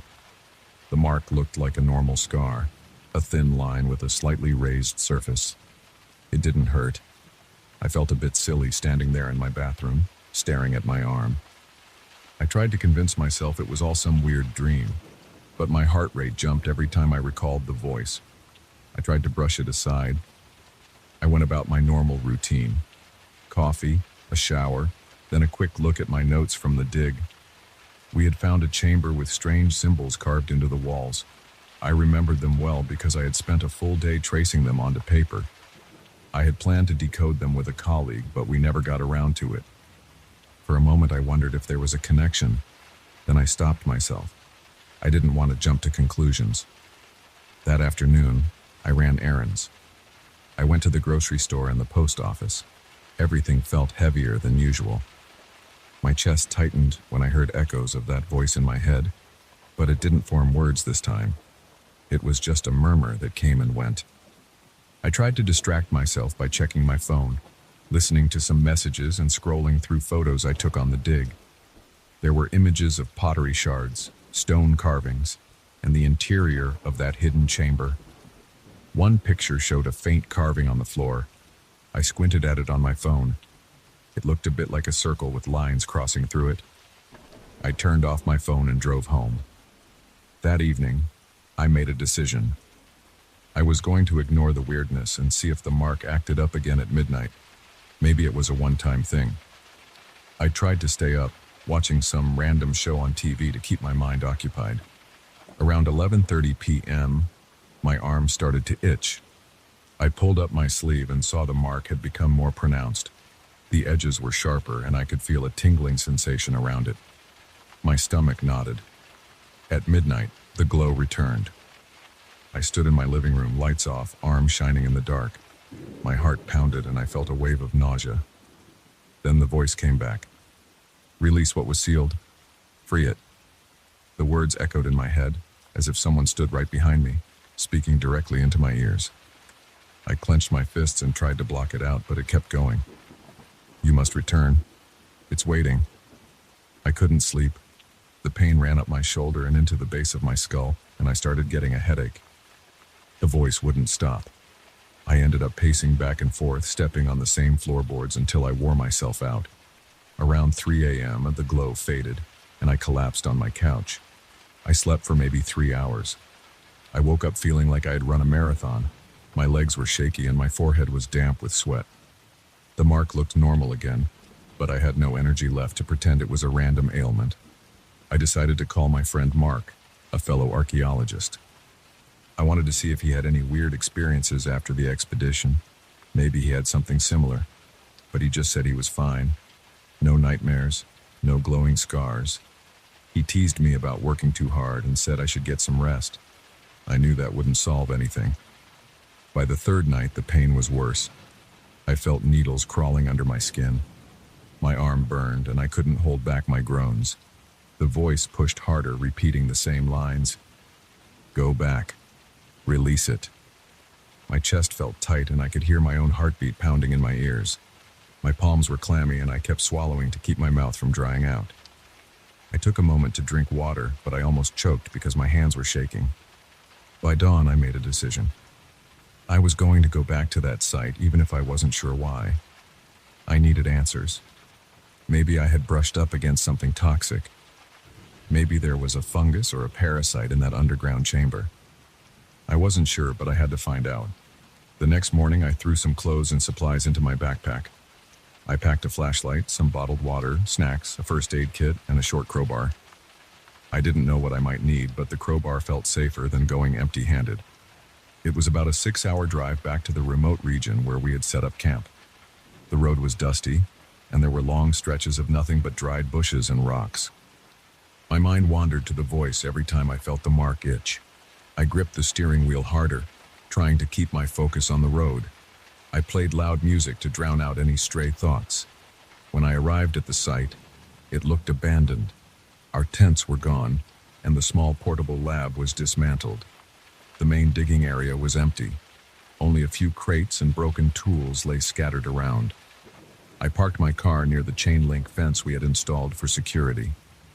The place was quiet except for the wind. I got out and felt a chill even though the sun was still high. My arm tingled again, but it wasn't glowing yet. I walked toward the main entrance of the chamber. We had found a stone doorway that led underground, and it took weeks to clear the debris that blocked it. Inside, the air was stagnant. My flashlight cut through a thin layer of dust in the air. The corridor walls had carvings of unfamiliar symbols. I stepped carefully, remembering the uneven floor. My boots crunched on loose pebbles. My heart pounded with each step. I made my way to the main chamber, the place where we had discovered that circle carved into the floor. My shoes scraped against the stone, and I could hear my breathing echo. I stopped in front of the circle. The lines intersected in an odd pattern, but I couldn't recall the exact meaning. My arm started to burn. I winced as the mark began to glow again, even though it wasn't midnight yet. A soft hum buzzed in my ears. The voice was there, but it was quieter. It urged me to do something, but I wasn't sure what. I crouched down to inspect the carving. My mark flared, and I gasped. The circle on the floor looked more pronounced than before, as if the lines had been cut deeper. I saw fine cracks running through the stone, forming a kind of opening. I rubbed the sweat from my forehead.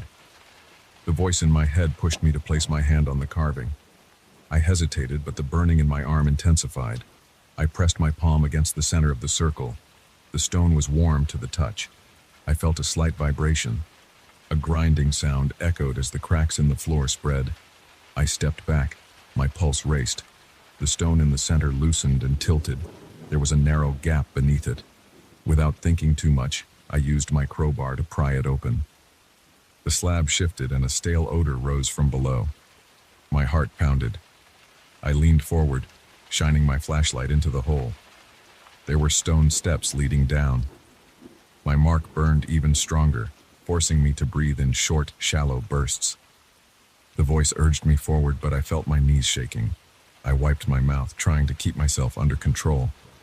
Then I took the first step. I lowered myself into a small chamber. It wasn't tall, so I had to crouch. The walls were damp, and my flashlight revealed thick layers of dust clinging to every surface. In the corner, there was a stone container with a sealed lid. My voice caught in my throat. The container was about the size of a large trunk, with chipped corners. My arm burned, and the voice repeated the same phrase. "Release it." My hand shook as I brought the crowbar to the container's edge. My stomach churned. I pried at the lid. It took some effort. The seal cracked with a dull snap, and the lid shifted to the side. A musty smell hit my nose. Inside, there was a dark mass wrapped in old cloth. No inscriptions, no jewels, no decorative art. Just a bundle covered in layers of ancient fabric. I pulled at the cloth, unwrapping it bit by bit. My flashlight revealed a stone object inside. It was shaped like a thick cylinder with markings carved around it. The surface was rough, and it looked like it might crumble if I handled it too roughly. The voice in my head quieted. The burning in my arm reduced to a dull ache. I lifted the cylinder. It was heavier than it looked. I set it on the floor and bent down to inspect the carvings. They had the same pattern as the mark on my arm. I traced a finger over it, and I felt a slight vibration in my arm. I swallowed hard. My breathing was labored. I felt like my lungs weren't filling enough. The cylinder's surface felt warm, as if it was alive. My thoughts raced. I didn't know what to do next. All I could hear was my heartbeat and the faint sound of wind blowing above ground. I stood up, holding the cylinder at my side, not sure if I should take it or leave it. The voice had told me to release it, but it wasn't giving me more instructions.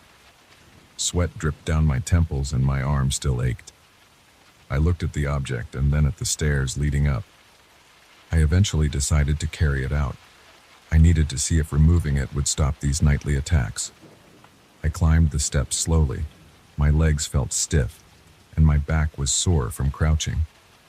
When I reached the main chamber, I laid the cylinder on the ground and sat down next to it.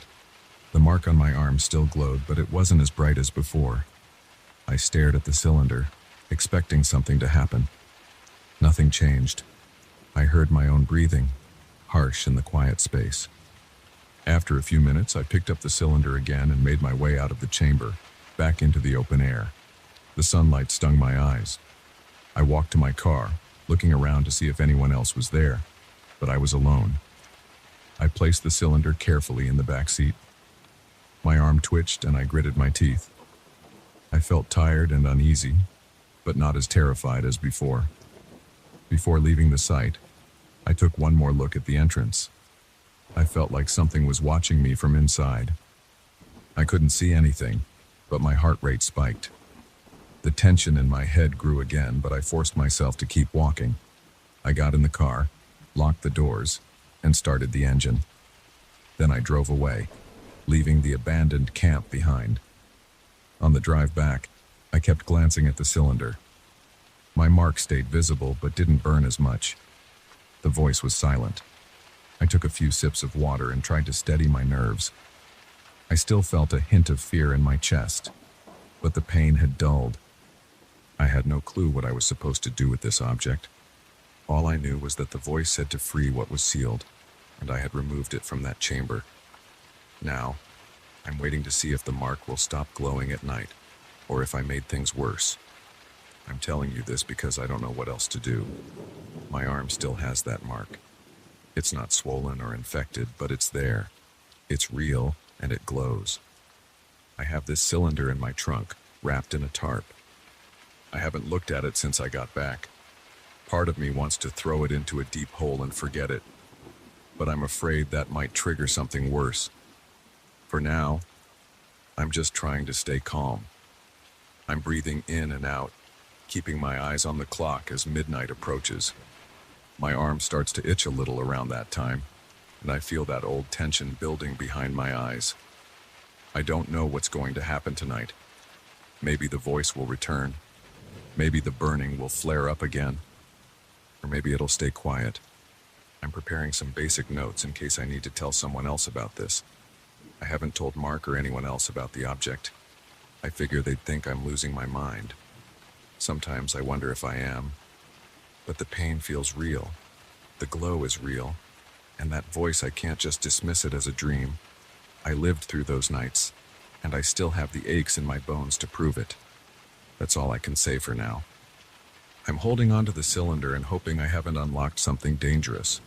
My plan is to watch my arm tonight, see if the glow returns, and then decide what to do next. This isn't a decision I can make lightly, but I'm out of options. I can't ignore the voice and I can't ignore what happened in that chamber. I just wish I knew what I unleashed. For now, I'm stuck with this mark, that cylinder, and the possibility that I've only started something much bigger.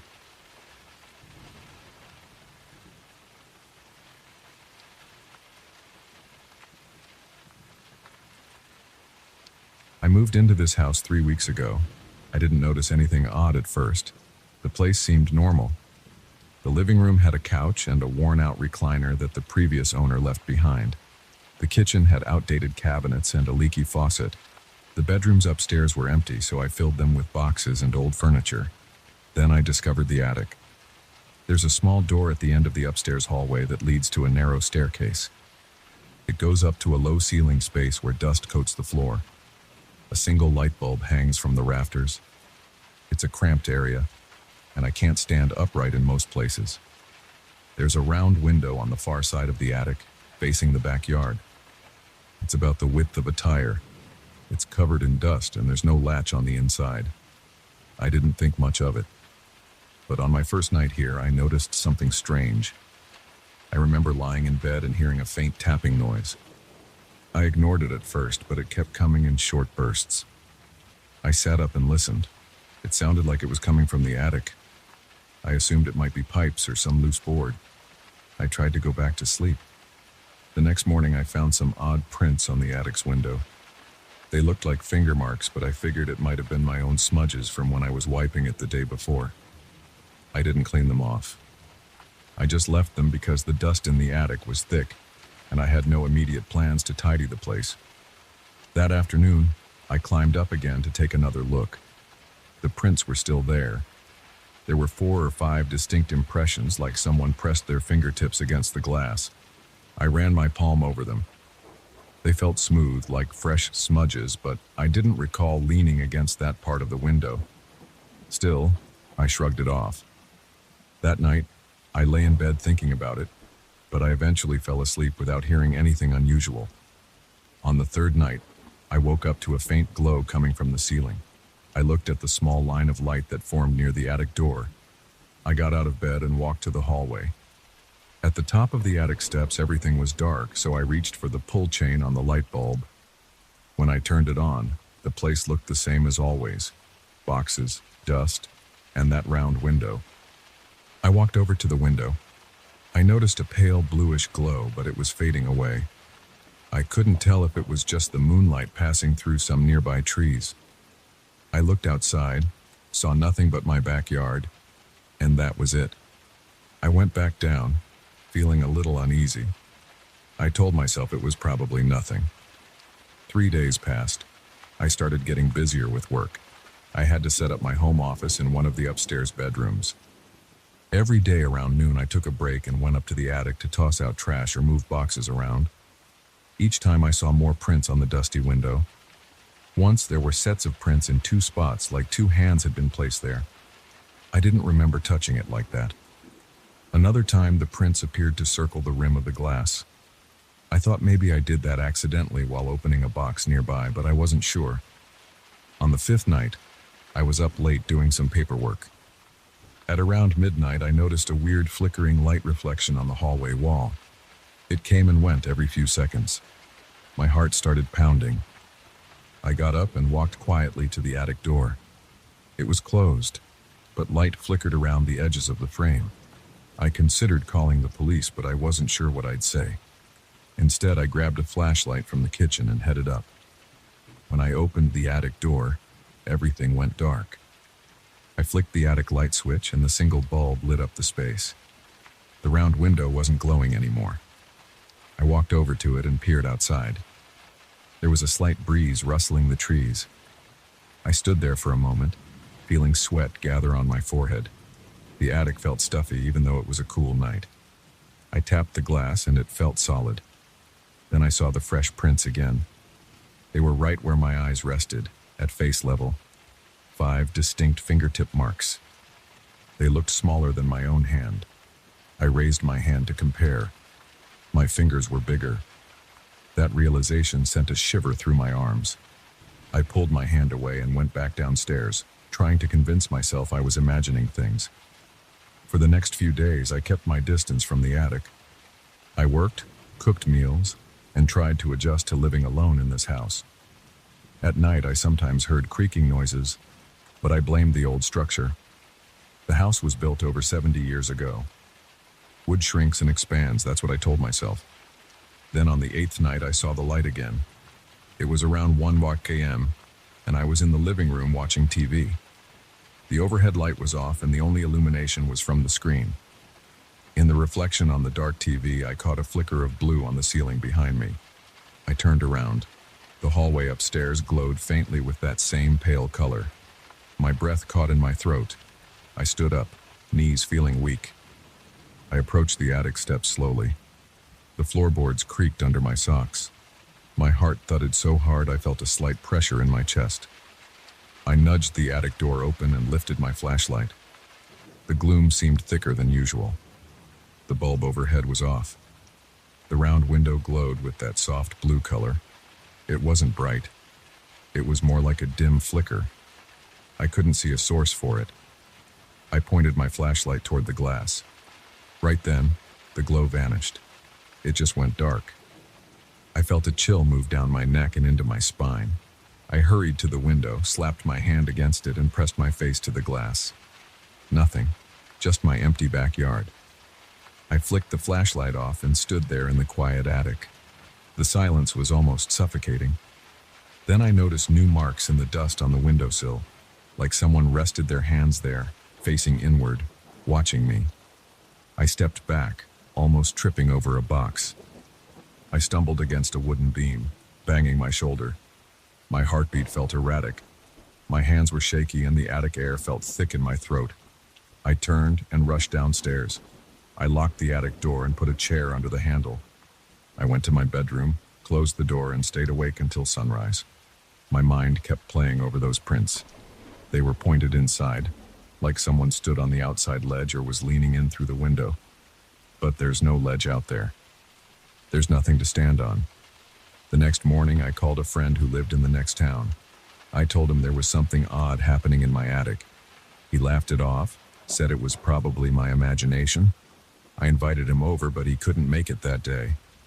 So I went up there by myself in the daylight. I forced myself to walk right over to the window. The dust was disturbed again. It looked like someone had smeared it in broad swipes, but I couldn't see any coherent shapes. I tried opening the window, but it was stuck. I pushed and pulled, but it didn't budge. There was no lock on this side, so maybe it was painted shut or sealed from the outside. I made up my mind to hire someone to pry it open or replace it. That night, I sat at the kitchen table with all the lights on in the house. I had a small baseball bat next to me, and my phone ready to dial 911 if I saw anything suspicious. My stomach felt tight, and my back muscles ached from tension. Around midnight, I noticed the upstairs hallway lights flickering. I got up, walked over, and saw that the attic door was slightly ajar. I felt a rush of adrenaline. I gripped the bat and called out, "Who's there?" No answer. I crept up the stairs. The door was open about an inch. I put my hand on it and pushed. The attic was dark. I reached for the pull chain on the bulb. It clicked on. I scanned the area. Nobody was there. The window looked the same. Dusty, closed. I took a step closer. Then the bulb flickered and went out. Total darkness swallowed me. I fumbled for my flashlight, which was on my belt loop. I turned it on and pointed it at the window. The bluish glow lit up. It shone from behind the glass, pulsing slightly. I felt my breathing catch. My chest tightened. I clutched the bat in my left hand. I wanted to smash the window, but my hand shook too much. Slowly, I inched forward, shining my light on the edges of the frame. The dust around the window started to swirl in the beam, as if someone brushed past it. Then I saw fresh finger marks forming in the dust, right in front of my eyes, as if an invisible hand was pressing down. My scalp tingled, and sweat ran down the back of my neck. My heart pounded so hard that it felt like it echoed in my ears. I didn't want to stand there anymore. I backed away and made it to the stairs. Then the attic door slammed shut on its own. The noise echoed. I almost dropped the flashlight. I gripped the doorknob and turned it, but it wouldn't open. I yanked and rattled the knob. It stayed stuck. I started to panic. I raised the bat and smashed it against the door near the handle again and again. On the third strike, the wood cracked. I kicked it and the door flew open. I stumbled out into the hallway and fell to my knees, panting. When I turned around, I saw no one behind me. The attic was still. The window was dark again. I rushed downstairs, threw on my coat, and went outside. I circled around to the back of the house to see if I could find any sign of tampering on the attic window from the outside. There's a steep roof that angles toward the backyard. I shined my flashlight upward. The round window was about 10 feet above the edge of the roof. There's no gutter or ledge, nothing that anyone could stand on. I tried to see if there were footprints or marks on the siding. Nothing. The night air felt damp and cold. My breath came out in short puffs. I felt like I was being watched, but I didn't see anyone outside. After a few minutes, I went back in. That night, I barely slept. I left the light on in my bedroom and set an alarm to wake me every hour. Each time I looked at the attic door, it stayed shut. In the morning, I called a handyman to come check the attic window. He couldn't come until the weekend, so I stayed away from that area during the day. I told myself it was better to keep it closed off until a professional looked at it. But that evening I heard 3 sharp knocks on the attic door. They sounded precise and deliberate. I stood at the bottom of the stairs, my legs feeling like they were made of stone. I waited. Nothing else happened. I decided not to go up there. At around 11 p.m., I heard a faint tapping from above, like someone drumming their nails on glass. My mouth felt dry. My fingers trembled. I grabbed the baseball bat again. I walked up the stairs slowly, each step creaking under my weight. When I reached the door, I pressed my ear to it. I heard a rhythmic tapping sound. I opened the door quickly. The light was off again. My flashlight beam caught a glimpse of that bluish glow behind the window. As soon as I stepped inside, the glow disappeared. I saw that the dust on the floor had footprints, but I couldn't make out a shoe size or pattern. It just looked smudged, as if multiple steps overlapped. My flashlight flickered. I smacked it against my palm. It steadied. I scanned the area. Empty. I felt the back of my neck prickle, like a sudden static jolt. Then the window rattled. I froze. The glass vibrated for a moment, then stopped. I took a few steps closer and reached out to the window with my free hand. My fingers touched cold glass. Through that thin barrier, everything outside looked normal. No figure, no shape, just darkness. But the dust on my side looked like it had been pushed from the outside in, leaving streaks that led toward the center of the attic. It was as if something had pressed through the glass without breaking it. I felt nauseous. My stomach churned, and a wave of heat rushed to my head. I staggered back and left the attic. Now I live with that tension every single night. I hear soft scraping on the window, like fingernails on a chalkboard. Sometimes I see the hallway light flicker, and I know the faint blue glow is in the attic, waiting for me to come up. Every time I check, the glow fades, and I find new marks or smudges. I never see a person. I never catch any shape or face.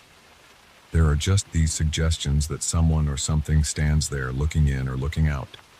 The prints don't match mine. They don't look large enough to be mine.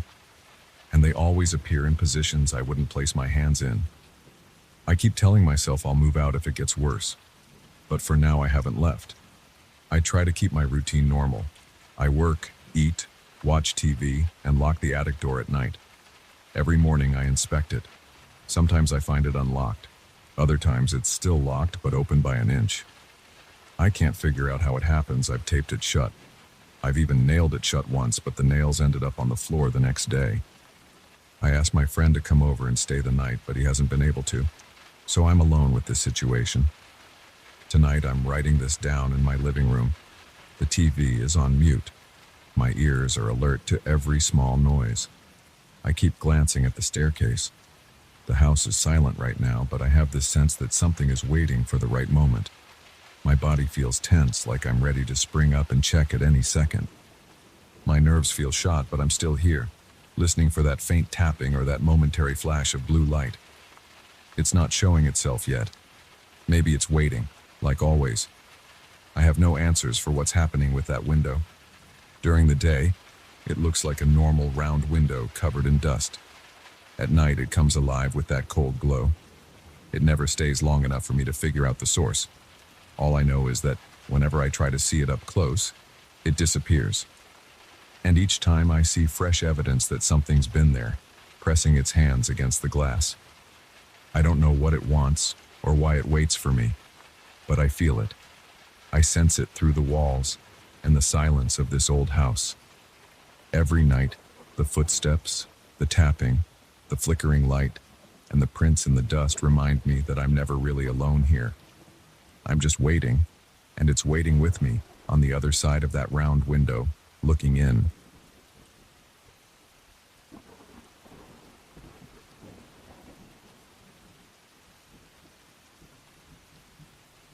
I can still hear the bell sometimes, even when I'm in my living room with the curtains drawn and the lights off.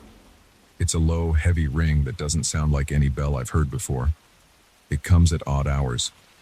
Sometimes it's just after midnight. Sometimes it's closer to dawn. Every time I hear it, I feel my stomach twist and my pulse jump.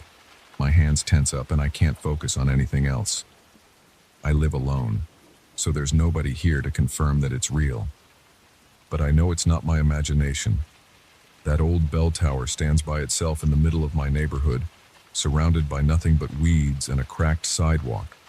There's no door, no stairs, and no reason for any bell to ring. I've lived in this neighborhood for a few years. I moved here because the rent was cheap and I liked how quiet it was at night. The bell tower never bothered me during the first few months because I didn't think it worked anymore. People around here told me it was part of a church that got demolished decades ago. They left the bell tower standing, but nobody ever touched it. I figured it was too old to ring. Then one night, about a year ago, I heard it for the first time. I was brushing my teeth when I felt the mirror shaking. It was almost like a low vibration that made my jaw clench. Then I heard a single, loud gong. I spit out the toothpaste and listened. Another gong came, then another. I walked to the window and saw the tower's silhouette against the sky. It was just there, dark and imposing. I couldn't see any light, any movement, nothing. But the ringing continued for a few seconds. Then it stopped. I tried to tell myself it was the wind or a random piece of metal clanging somewhere. I convinced myself it was a coincidence. But it happened again the next night, then again a few days later. It wasn't every single night, but it happened often enough that I started looking out the window whenever I heard that sound. Eventually, I couldn't take it anymore. I had to see for myself what was going on. So one night, after I heard the first gong, I grabbed my jacket and walked outside. The air was chilly and my breath felt tight in my throat. The street was empty. The glow from the streetlights made everything look washed out. The bell tower was a few blocks away, so I followed the echo of the bell. My hands were shaking. Every time the bell rang, I felt like my chest was tightening, like I was being pulled toward it. I reached the base of the tower in about 5 minutes. There's a small chain link fence around it that's half rusted away, but I noticed nobody had replaced it in years. The gate was just hanging there, off one hinge. I pushed it, and it made a sharp squeak. I stepped through and approached the tower. It's tall, maybe 3 stories high. The bricks are old and cracked, but they're thick.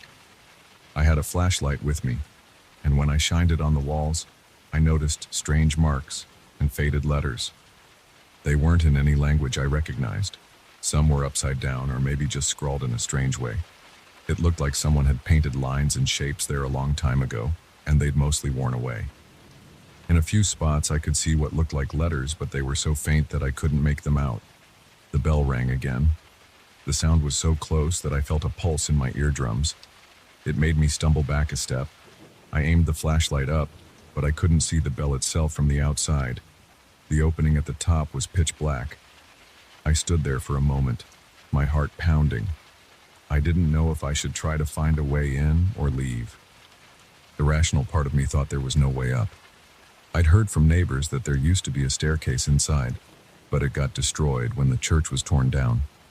I decided to circle around the tower and see if there was some hidden door.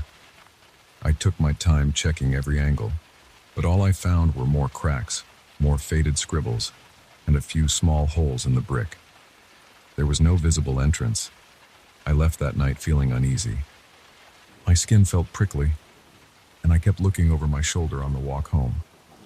When I got back, I locked the door and tried to sleep, but every noise outside made me snap awake. I don't think I got more than an hour of rest. The next morning, I felt exhausted and irritable. I tried to forget about the tower, but I couldn't. It felt like it was lingering in my mind, almost like a pressure behind my eyes. Over the next few weeks, I kept hearing the bell. Sometimes it was just a single ring that jolted me out of bed. Other times it was a long series of tolls that made me feel sick to my stomach. I started to get headaches whenever the bell rang. I got used to waking up at odd hours and walking to the window. I could see the tower in the distance, just standing there under the moonlight. It never moved, never changed. but I felt it pulling me, inviting me in a silent, uncomfortable way. I tried to talk to a couple neighbors about it. They said they'd heard stories but never heard the bell themselves. Some of them laughed it off. Others gave me strange looks and changed the subject. Eventually, I decided I needed to find a way inside. I don't know why, but I felt like I wouldn't be able to rest until I knew what was up there. So one afternoon, I went to the tower in broad daylight. I had a crowbar with me. I figured if there was some sealed door or hidden hatch, maybe I could pry it open. When I arrived, the sun was high and the sky was clear. The tower looked ordinary in the daylight. I noticed some graffiti near the base. It was the usual stuff, names and random drawings. I went around the back and started tapping on the bricks to see if there was a hollow spot. After a while, I found a patch of brick that sounded different. I tested it with the crowbar and realized it might be loose. So I pried a few bricks out one by one until I made a hole big enough to squeeze through. Inside, it smelled damp and stale. Dust floated in the air. I was standing in what looked like a small chamber with a dirt floor and thick stone walls. There was hardly any light. The only brightness came from the hole I'd created and a few narrow cracks near the top of the walls. I shined my flashlight around and saw what might have been remnants of old wooden beams or supports. They were rotted and broken. In one corner, I saw what looked like a staircase made of concrete, but most of the steps were crumbled away. The staircase led upward, but it was completely missing several steps near the bottom. I saw no safe way to climb it without risking a bad fall. I stayed in that chamber for a few minutes, walking around slowly. My hands were sweating, and I felt a sense of pressure in my temples. I heard soft sounds like whispers, but I couldn't tell if they were real or just the wind moving through the cracks. The walls had more symbols on them, the same odd marks I saw outside. Some were scratched into the stone. Others looked like they were painted. My throat felt dry. I coughed and the sound echoed. I decided to look for anything that could help me reach the upper level, but I only found old planks that broke the moment I touched them. There wasn't a ladder, rope, or anything like that. After about 10 minutes, I heard something that sounded like a faint creak overhead. I froze, listening. Then I heard a light tap, tap, tap. It sounded like footsteps, but it was too soft to be sure. I shouted to see if anyone was there, but all I got was my own voice echoing back. I pointed my flashlight up the hollow center of the tower. I could see part of the staircase winding around the interior wall, but it disappeared into darkness. I tried to see if the bell was visible from inside, but I couldn't. I felt a sudden chill, and the hair on my arms stood up. My pulse hammered in my neck. I felt vulnerable in that enclosed space. It felt like the walls were too close, even though the chamber was relatively open. My breathing became shallow. I decided to leave. I squeezed back through the hole and replaced a few bricks as best I could. Then I hurried home, gripping the crowbar the whole way. That night, the bell rang again. The first toll sounded around midnight. I woke up with sweat on my forehead. I felt a knot in my stomach. I got up, splashed water on my face, and stood in my kitchen, staring out the window. My apartment building overlooks the street, so I had a clear view of the empty road leading to the tower. Something about the night air felt heavier than usual. I told myself I wouldn't go back there alone at night. But after the fourth or fifth ring, I felt compelled to move. My body felt like it was on autopilot. I threw on a pair of jeans, grabbed my flashlight, and left. Walking through the neighborhood at that hour was unnerving. The silence made every small noise stand out. My own footsteps sounded too loud. When I reached the chain-link fence, I noticed a fresh scratch on one of the metal posts. It looked like someone had dragged something sharp along it. I pulled the gate open and heard the squeak. The tower loomed above me. The bell rang again, so close that my teeth vibrated. I shined my flashlight on the walls, hoping I wouldn't see any movement. But I saw nothing. I walked around to the hole I had made earlier. The bricks were still loose. I pushed them aside, crouched down, and slipped inside. The chamber was cold. I could hear my heart in my ears. I aimed my flashlight at the remains of the staircase. It was just as I'd left it, but I noticed a pile of small stones on one of the remaining steps. It hadn't been there before. I approached carefully. The stones were arranged in a neat row. My hands started to tremble. I nudged one of the stones with my foot, and it fell off the step. It clacked on the floor, echoing. The bell rang again, and it sounded much closer. It felt like it was coming from just above me. I steadied myself. I looked around for something, anything, that could help me climb. In one corner, I saw a couple of long metal rods lying against the wall. They looked like they might have been part of a support structure. I grabbed one and tested its weight. It felt sturdy. I leaned the rod against the broken staircase, bracing it between two solid steps. Then I put my foot on it and gave it a little pressure. It held my weight. I felt crazy for doing this, but I swung my other foot onto the step above. My heart was pounding so hard I felt it in my temples. Slowly, I climbed, using the rod as a makeshift rung.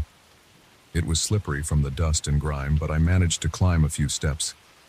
I reached a point where the stairs were still intact. I shined my flashlight upwards. The tower's interior was a tight spiral. The space smelled musty. I heard faint tapping sounds again, but I couldn't locate the source. Every step I took made a grinding noise. Tiny bits of cement fell away. I kept going, gripping the inner wall for support. After maybe 24 steps, I reached a small landing. The bell rang again. It was so loud that my head rang with it. My flashlight flickered. I tapped it, and it stayed on. I looked around and noticed more faded symbols on the wall. They were bigger here, scratched deep into the stone. I touched them and felt the rough edges. The surface was cold and damp. Then I heard another creaking sound above me. It was like something brushing against the bell. I felt my jaw clench. I aimed the flashlight upward and saw a wooden platform a few feet above. I guessed that was where the bell was hung. I climbed the remaining steps. My knees felt wobbly and my hands were slick with sweat. When I reached the platform, my flashlight illuminated the bell. It was large and dark, covered in patches of rust. A thick rope hung from its interior, but the rope was frayed and looked like it hadn't been used in ages. I stayed still, listening for any sign that someone was up there with me. My breathing sounded too loud. My chest felt tight. The bell didn't move, but the faint smell of metal and old rope filled the air. I stepped closer, shining the light around. The platform was just wide enough for a single person to stand. There was no sign of a ladder to the top of the bell or any mechanism to ring it. I reached out and touched the bell. It felt cold, and my fingers left smudges on the dusty surface. The rope hung limp. I pulled it gently, and the bell barely moved. It would have taken a strong yank to make that thing ring. I knew I couldn't have heard it ring if nobody was pulling that rope. But I had heard it, many times, just minutes earlier. As I stood there trying to understand what was happening, I heard the echo of the bell again. It sounded below me, or maybe behind the walls.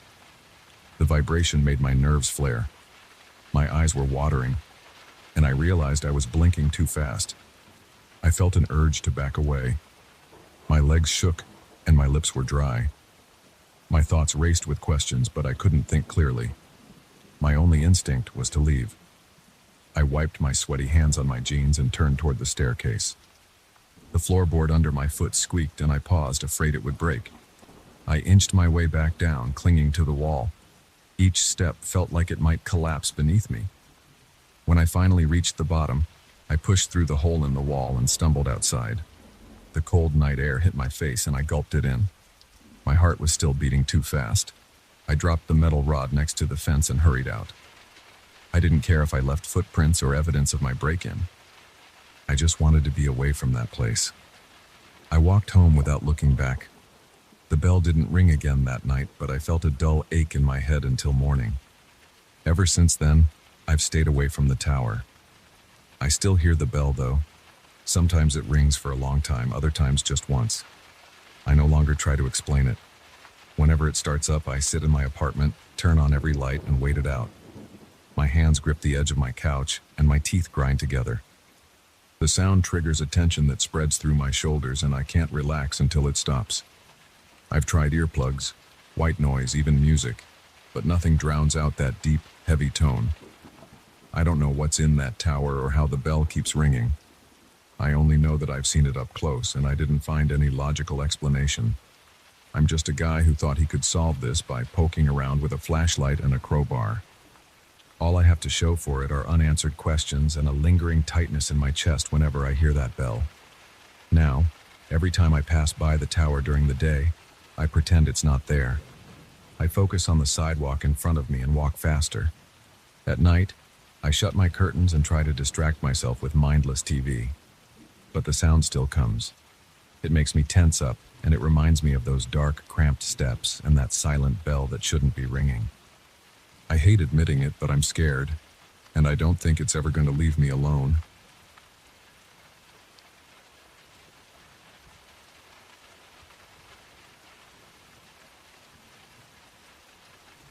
I almost left the bazaar without looking at the last table near the exit.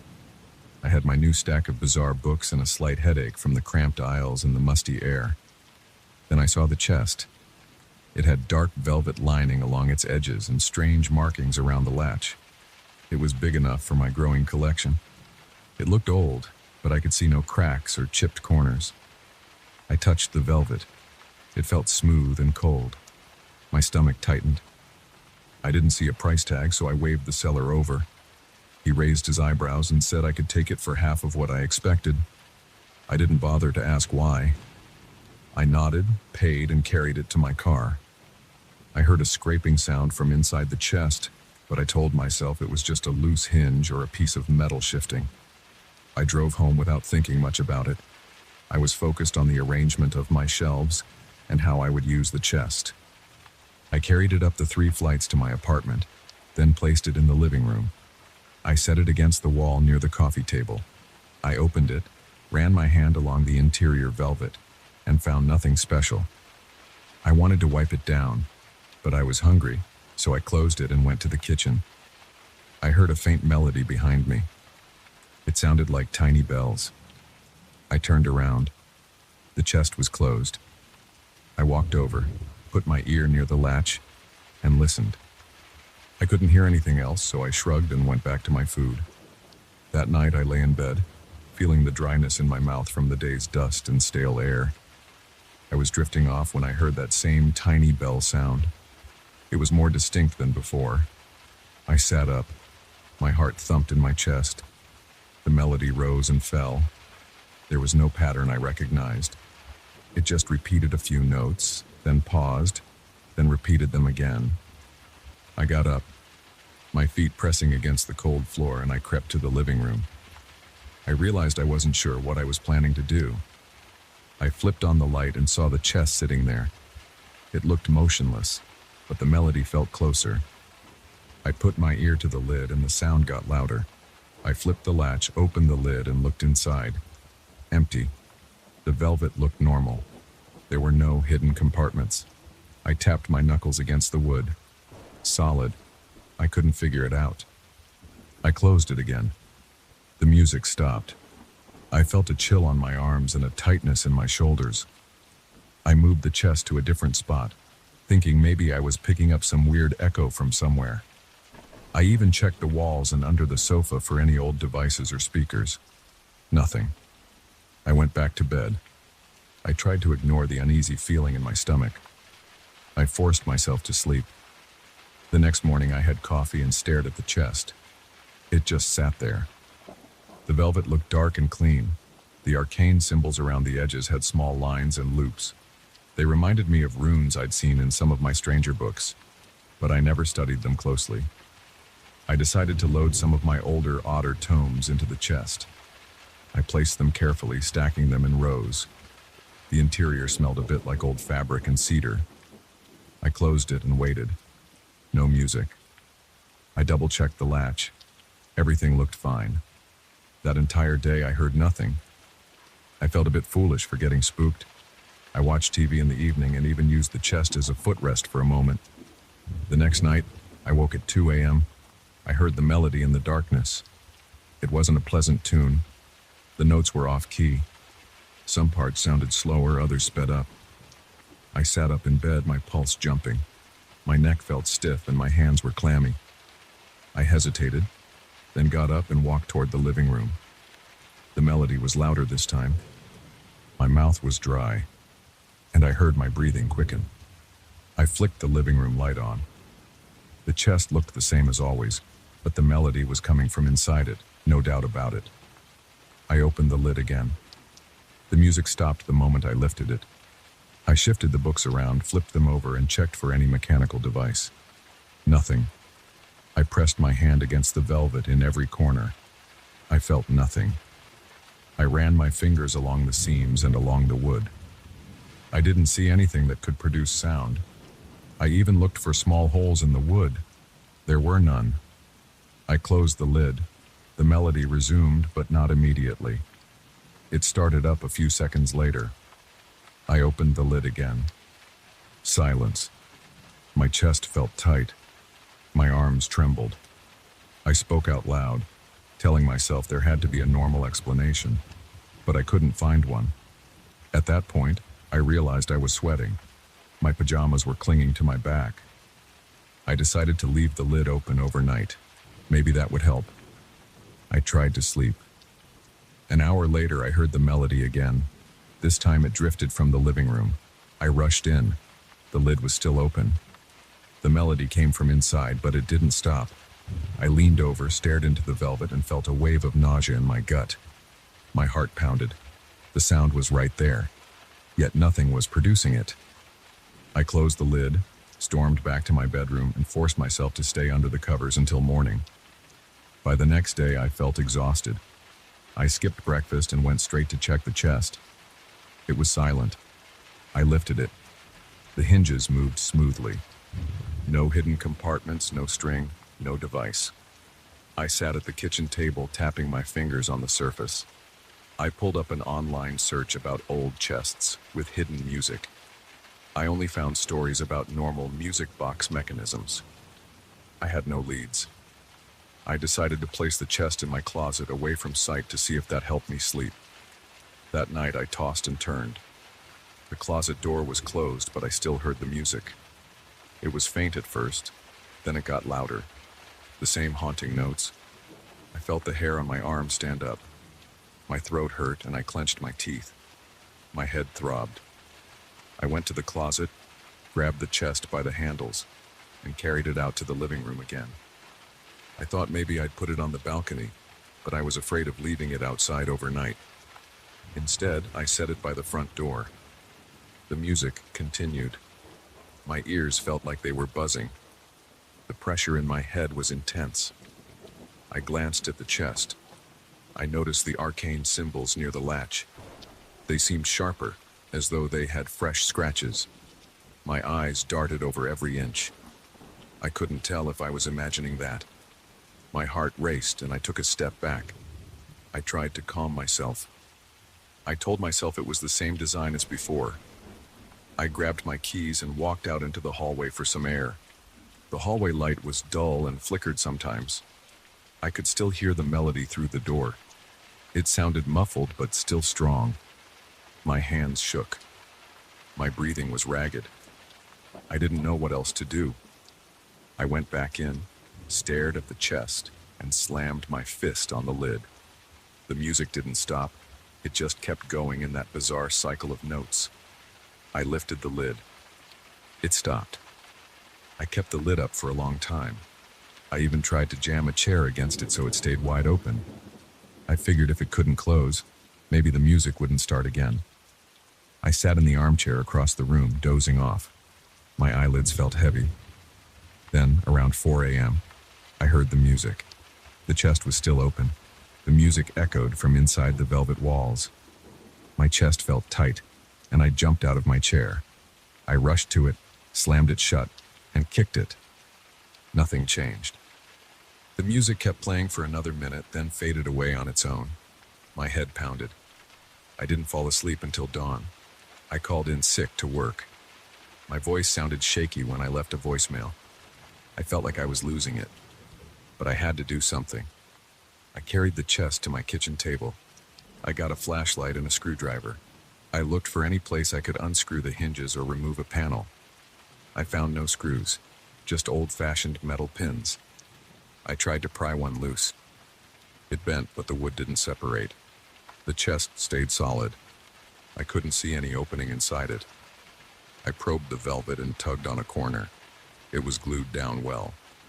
No luck. I got a hammer and chisel, but I stopped. I was afraid of damaging the chest and releasing more problems.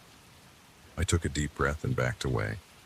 I brought the chest into my living room again. I set it on the coffee table. Then I decided to test something. I left it closed and turned on loud music from my stereo to see if I could drown out that melody. I blasted music for about 10 minutes. Then I shut off my stereo. The chest's melody came back immediately, louder than before.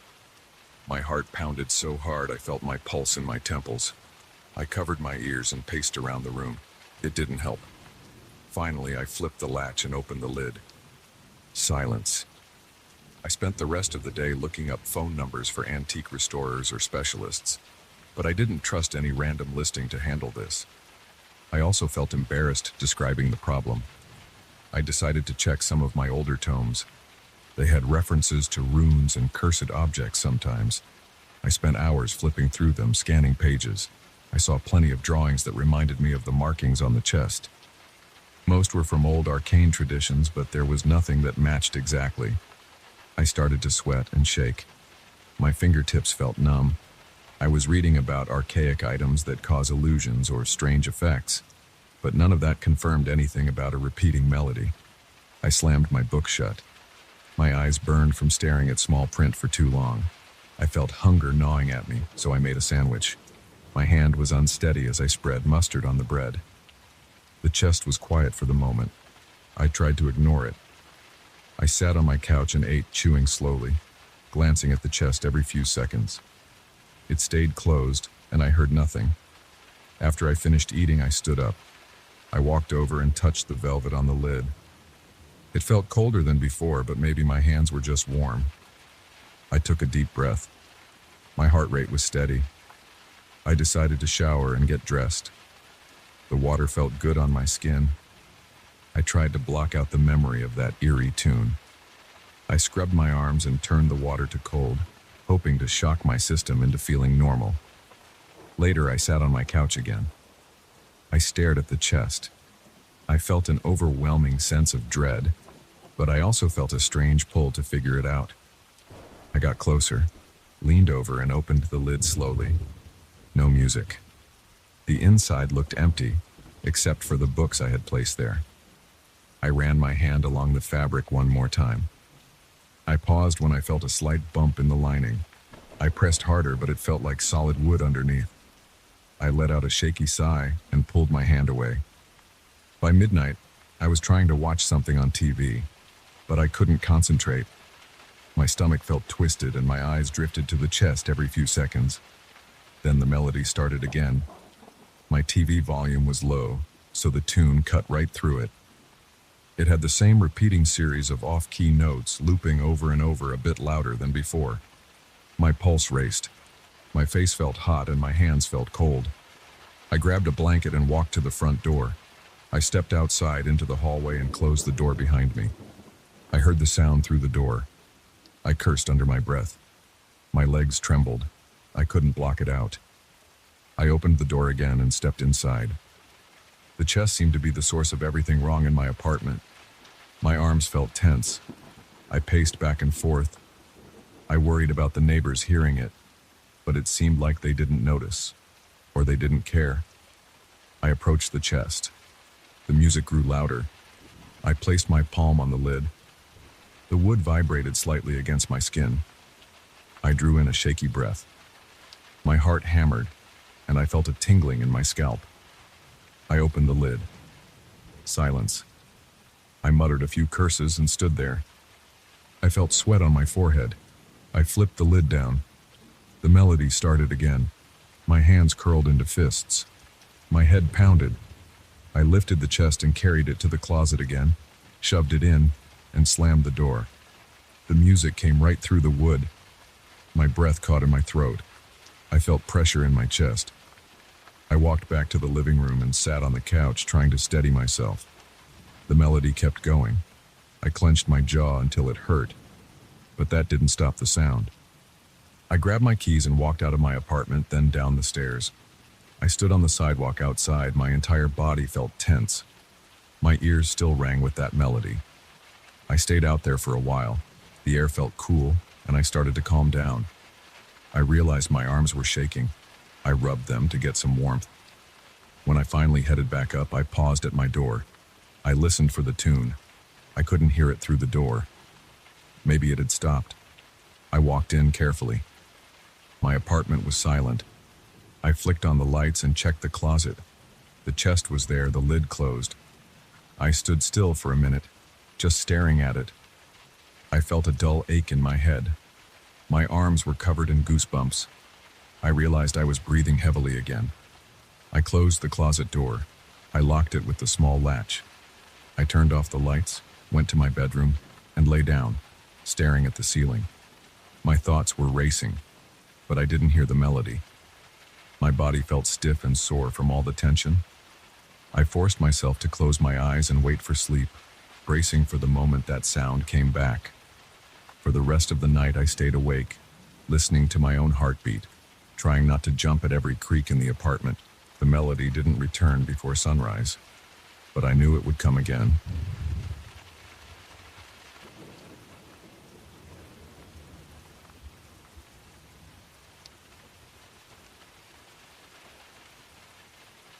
I woke up this morning with a jolt, my heart pounding for no reason I could understand. I swung my legs over the edge of the bed and rubbed my eyes, trying to shake off the strange heaviness in my chest. Then I looked at the mirror on my bedside table and saw a diagonal crack that hadn't been there yesterday. It was thin, but it sliced across the surface from the top right corner to the bottom left. I thought maybe I had bumped into it before going to sleep, but I couldn't recall doing anything like that. My room was still, and the curtains were half open, letting a streak of light hit the mirror. That's when I noticed a faint shape in the reflection, something blurred and translucent hovering behind my shoulder. I leaned in. My neck tensed, and a chill prickled along my arms. The shape didn't move. It just stayed there, as if it was staring through me. I twisted around to check my room, but nothing was behind me. When I turned back to the mirror, I felt my pulse throb in my throat. The shape was still there, a pale outline with no discernible face or features. I could only see a sort of shiver in the glass. I felt my mouth go dry. My first thought was that I was imagining things. My second thought was that maybe I needed coffee or a splash of cold water. But something in my gut told me to keep watching, so I did. I reached out and brushed my fingertips against the crack to see if I could tell how deep it was. It felt smooth, almost like it was part of the mirror from the start. I pressed my hand against the glass, and that's when I noticed the shape seemed to move slightly. It didn't walk or float, it just shifted as if reacting to my touch. I jerked my hand back. My breath caught in my throat and I swallowed hard. I turned away, hoping that when I looked back, it would be gone. I forced myself to stand up and head into the bathroom. I splashed water on my face, and the shock of the cold helped me focus. My reflection in the bathroom mirror looked the same as always. Tired eyes, a faint shadow of stubble, a tense jawline. No cracks there, no shapes lurking. I exhaled in relief. Then I felt silly for reacting that way. I went back to my bedroom, my feet padding softly on the carpet, and looked at the mirror again. The crack was still there, of course, and so was that shape. It hovered in the same spot behind my reflection's shoulder. I bent down, trying to change the angle. The shape stayed in place. I reached out to pick up the mirror, planning to get a closer look. As soon as my hand closed around its edges, I felt an odd vibration run through my palm. I stopped breathing for a second. I couldn't place the sensation exactly. It was like a tremor, but it didn't feel like it came from me. I tightened my grip, and the shape became a bit clearer. It looked almost like a faint silhouette of a person, but there were no details. Its head seemed angled downward, as though it was looking at me with a blank stare. I set the mirror down abruptly. My heart was pounding again, and I could hear my breath in my ears. I looked around my bedroom, checking every corner, every shadow. Nothing moved. The room was quiet except for the hum of the air conditioner. I felt adrenaline pumping, my thoughts scattered, trying to figure out if I was losing it. I grabbed my phone and checked the time. I had to leave for work in an hour. I decided I didn't have the mental space to dwell on it right then. I got dressed, shoved the mirror into a drawer, and left my room without looking back. All day at work, I couldn't concentrate. I kept thinking about the shape and the crack. I answered calls and clicked through emails, but my mind was stuck on that image. Sometimes I'd close my eyes and still see it, a faint figure behind me, completely still, almost watching me. It made me shiver, even in my office under bright fluorescent lights. At one point, I found myself staring at my blank computer screen during a reboot, seeing a faint reflection of my own face. I half expected to spot that shape behind me, but I saw nothing. I was relieved and on edge at the same time, which made me irritable with my coworkers. My stomach churned every time I thought about going home. When I finally did return home that evening, I felt a tension in my shoulders. I flipped on the living room lights and stood still for a moment, listening. Nothing unusual. I walked into my bedroom, feeling my pulse pick up with each step. I opened the drawer. The mirror was there, exactly how I'd left it. The crack appeared longer than before, but I couldn't be sure. Maybe I was imagining that too. I placed it on my bedside table again. This time I took a deep breath and forced myself to look at my reflection. The shape was there behind me like that morning, and it hadn't changed. It made my stomach tense. My skin felt cold. I reached forward and tried to angle the mirror, hoping the shape would vanish. It stayed. I felt my neck muscles tighten, and my breath became shallow. Then I noticed something else. Tiny distortions along the edges of the crack. They looked like small twisted figures in the reflection, but I couldn't see them clearly. They were wriggling, as if trying to free themselves from the margins of the glass. I leaned closer, blinking to make sure I was seeing straight. My pulse hammered in my ears. The figures were so small that I couldn't make out arms or legs, just contorted shapes that wriggled back and forth. I felt a wave of nausea. It was like my reflection had these little movements happening inside it, separate from the rest of the room. I put the mirror down and stepped back. I tried to calm myself by walking around my apartment, turning on more lights, checking the kitchen and living room for anything out of place. Everything looked normal. I made a sandwich even though my appetite was gone. I chewed it without tasting anything. My legs shook under the table. My forehead was damp with sweat. The idea of going back to that mirror made my stomach clench. But I knew I had to look at it again or I'd never sleep. I returned to my bedroom. The air felt heavier, or maybe it was just my nerves. I picked up the mirror and held it in my lap as I sat on the edge of my bed. My hands trembled. I looked down and saw that shape behind me again. In the reflection, unmoving. Its presence filled my vision, even though it was just a vague form. I tried to steady my breathing, focusing on the details of the shape. It had a rounded top, maybe a suggestion of shoulders, but no distinct features. Then my gaze drifted to the crack itself. It seemed wider, as if the glass was about to split apart. And there were those small, twisted figures near the crack, writhing in slow motion. I felt a wave of panic build in my chest, and I set the mirror aside. I stood up too fast and almost tripped over my own feet. My heart raced. I walked to my bathroom and looked at my reflection in the medicine cabinet mirror again. It was just me. No cracks, no shapes. I stayed there for a while, just staring at my own eyes, trying to gain some composure. I washed my face with cold water until I started to shiver from the chill. Back in my bedroom, I thought about covering that cracked mirror with a towel or tossing it in the trash outside, but something kept me from getting rid of it. I had a sense that it wouldn't matter what I did. The shape was already in my head. The mirror belonged to me, or I belonged to it. That was the feeling I had, even though it made no logical sense. My hands were shaking, and my throat felt tight. I looked around, realized how quiet my apartment was, and decided I needed some noise. I turned on the TV in the living room to break the silence.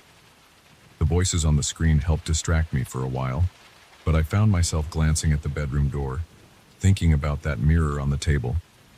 Eventually, I got up the nerve to go back and look at it one more time before bed. This time, I kept the overhead light on and approached the mirror carefully. I stood in front of it and picked it up, holding it in front of my face. The crack was definitely larger. A thin line branched out from the diagonal, making a small web near the bottom corner. The shape stood there behind me just as before, and it felt even closer. I swear I could sense a slight coldness at my back. My scalp tingled. I looked at those tiny figures in the crack again. They twitched in a frantic way now, contorting and shifting as though they wanted to crawl out of the mirror's surface. My breath caught, and my eyes started to water. I placed the mirror face down on the table, turning it away from me. I rubbed my temples. My muscles felt knotted. I didn't sleep much that night. I lay in bed, my eyes flicking from the ceiling to the shadowy shape of the mirror on the table. I thought about locking it away in the closet, but I couldn't bring myself to touch it again. Every time I closed my eyes, I pictured that translucent outline behind me, those little figures crawling at the edges of the crack. My arms felt cold and my stomach was in knots. The next morning I woke with a headache and a dull ache in my neck. The mirror was exactly where I'd left it. I forced myself to get out of bed and try to ignore it. I got dressed, chugged some coffee, and told myself I had to function. My reflection in the bathroom still looked normal, though I noticed dark circles under my eyes. When I returned to the bedroom, I glanced at the mirror out of the corner of my eye. I could see the crack had widened again. It extended toward the center now, branching out in thin veins. I shook my head, my heart hammering in my chest. I wasn't sure how glass could crack on its own so fast. I left for work, but my mind never left that mirror. I could barely focus on my tasks. My co-workers noticed I was jumpy and asked if I was feeling okay. I just nodded and forced a half smile. My lunch break came and went. I hardly ate because I felt too sick to my stomach. I thought about telling a friend or a neighbor what was happening, but I imagined how that conversation would go. I'd sound irrational. I couldn't even explain it clearly to myself. I wondered if it would be better to throw the mirror in the dumpster and forget it ever existed. That night, I tried. As soon as I got home, I grabbed a paper bag from under the kitchen sink. I marched to the bedroom, forcing my legs to move. My hands shook when I picked up the mirror. I didn't look at the reflection. I slid it into the bag, folded the top, and carried it down to the building's garbage bin. My heart thumped so hard that I felt dizzy. I dropped the bag into the bin, watched it land, and walked back upstairs. I locked my door and exhaled shakily, leaning against the wall. I felt lighter for a moment, thinking I'd finally gotten rid of it. My relief lasted about 20 seconds. Then a thought wormed into my head. What if it doesn't matter? I could still imagine that shape behind me. I paced around my apartment, flicking lights on and off, checking every corner. There was nothing. By midnight, I was exhausted. I managed to doze off on my couch. When I woke up the next day, I had a splitting headache.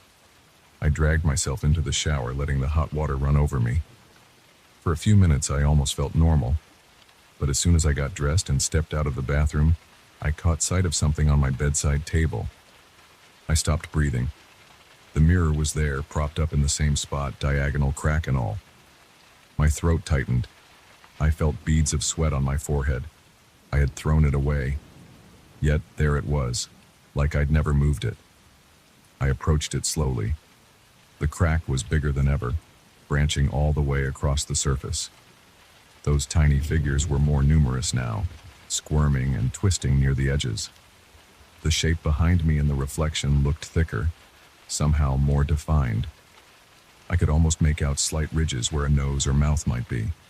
The air around me felt cold. My eyes burned and my breathing turned shallow. I tried touching the surface of the mirror just to see if I was dreaming. The glass felt real. The crack felt real. A slight vibration ran through my fingertips. My stomach churned and I pulled back. My mind raced. I wanted to scream, but I couldn't make a sound. I shoved the mirror face down again and turned away. I didn't know what else to do. I felt trapped and powerless. All I could think about was that shape and those tiny, twisted movements in the crack. They were changing, like they were getting closer to spilling out into my real life. I paced around my bedroom. sweat making my shirt cling to my back. My eyes darted from the mirror to the door, trying to decide if I should run or if there was even a point in doing so. The day stretched out in a tense blur. I sat on my couch staring at the TV, but I wasn't absorbing anything. My eyes kept flicking to the bedroom door. I felt a crushing sense of dread every time I thought about that mirror. Yet some part of me wanted to confront it, like I needed to watch whatever was happening in that glass. As evening approached, I gathered my courage and went back to the bedroom. I turned on every light. I placed the mirror on the bed, holding it carefully. The crack was larger than ever, a web of lines spreading from one corner to the other. The shape was firmly planted behind me in the reflection, almost touching me. The twisted figures in the crack were more pronounced, their movements sharper, like they were struggling to escape. My chest was tight and my pulse drummed in my ears. I leaned closer, noticing how the mirror's surface seemed to ripple ever so slightly, as though it was made of water. I felt a cold draft on my neck and I shuddered. My lips were dry. My shirt clung to me from sweat. My eyes began to water as I stared, unblinking, at that unmoving shape and those wriggling figures. A voice in my head told me to smash the mirror, to end it once and for all. But I couldn't move. I felt rooted to the spot, too frightened to act. My mind raced with images of shattered glass, shards flying, and that figure possibly breaking free. I felt something like pins and needles across my shoulders. My breathing came in short bursts and my hands trembled around the mirror's frame. Finally, I pulled my gaze away and let the mirror slip from my hands onto the mattress. I staggered back, pressing my palm against my racing heart. I wanted to get out of that room, out of the apartment, but my legs felt weak. I don't know how long I stood there, staring at the mirror from a few feet away.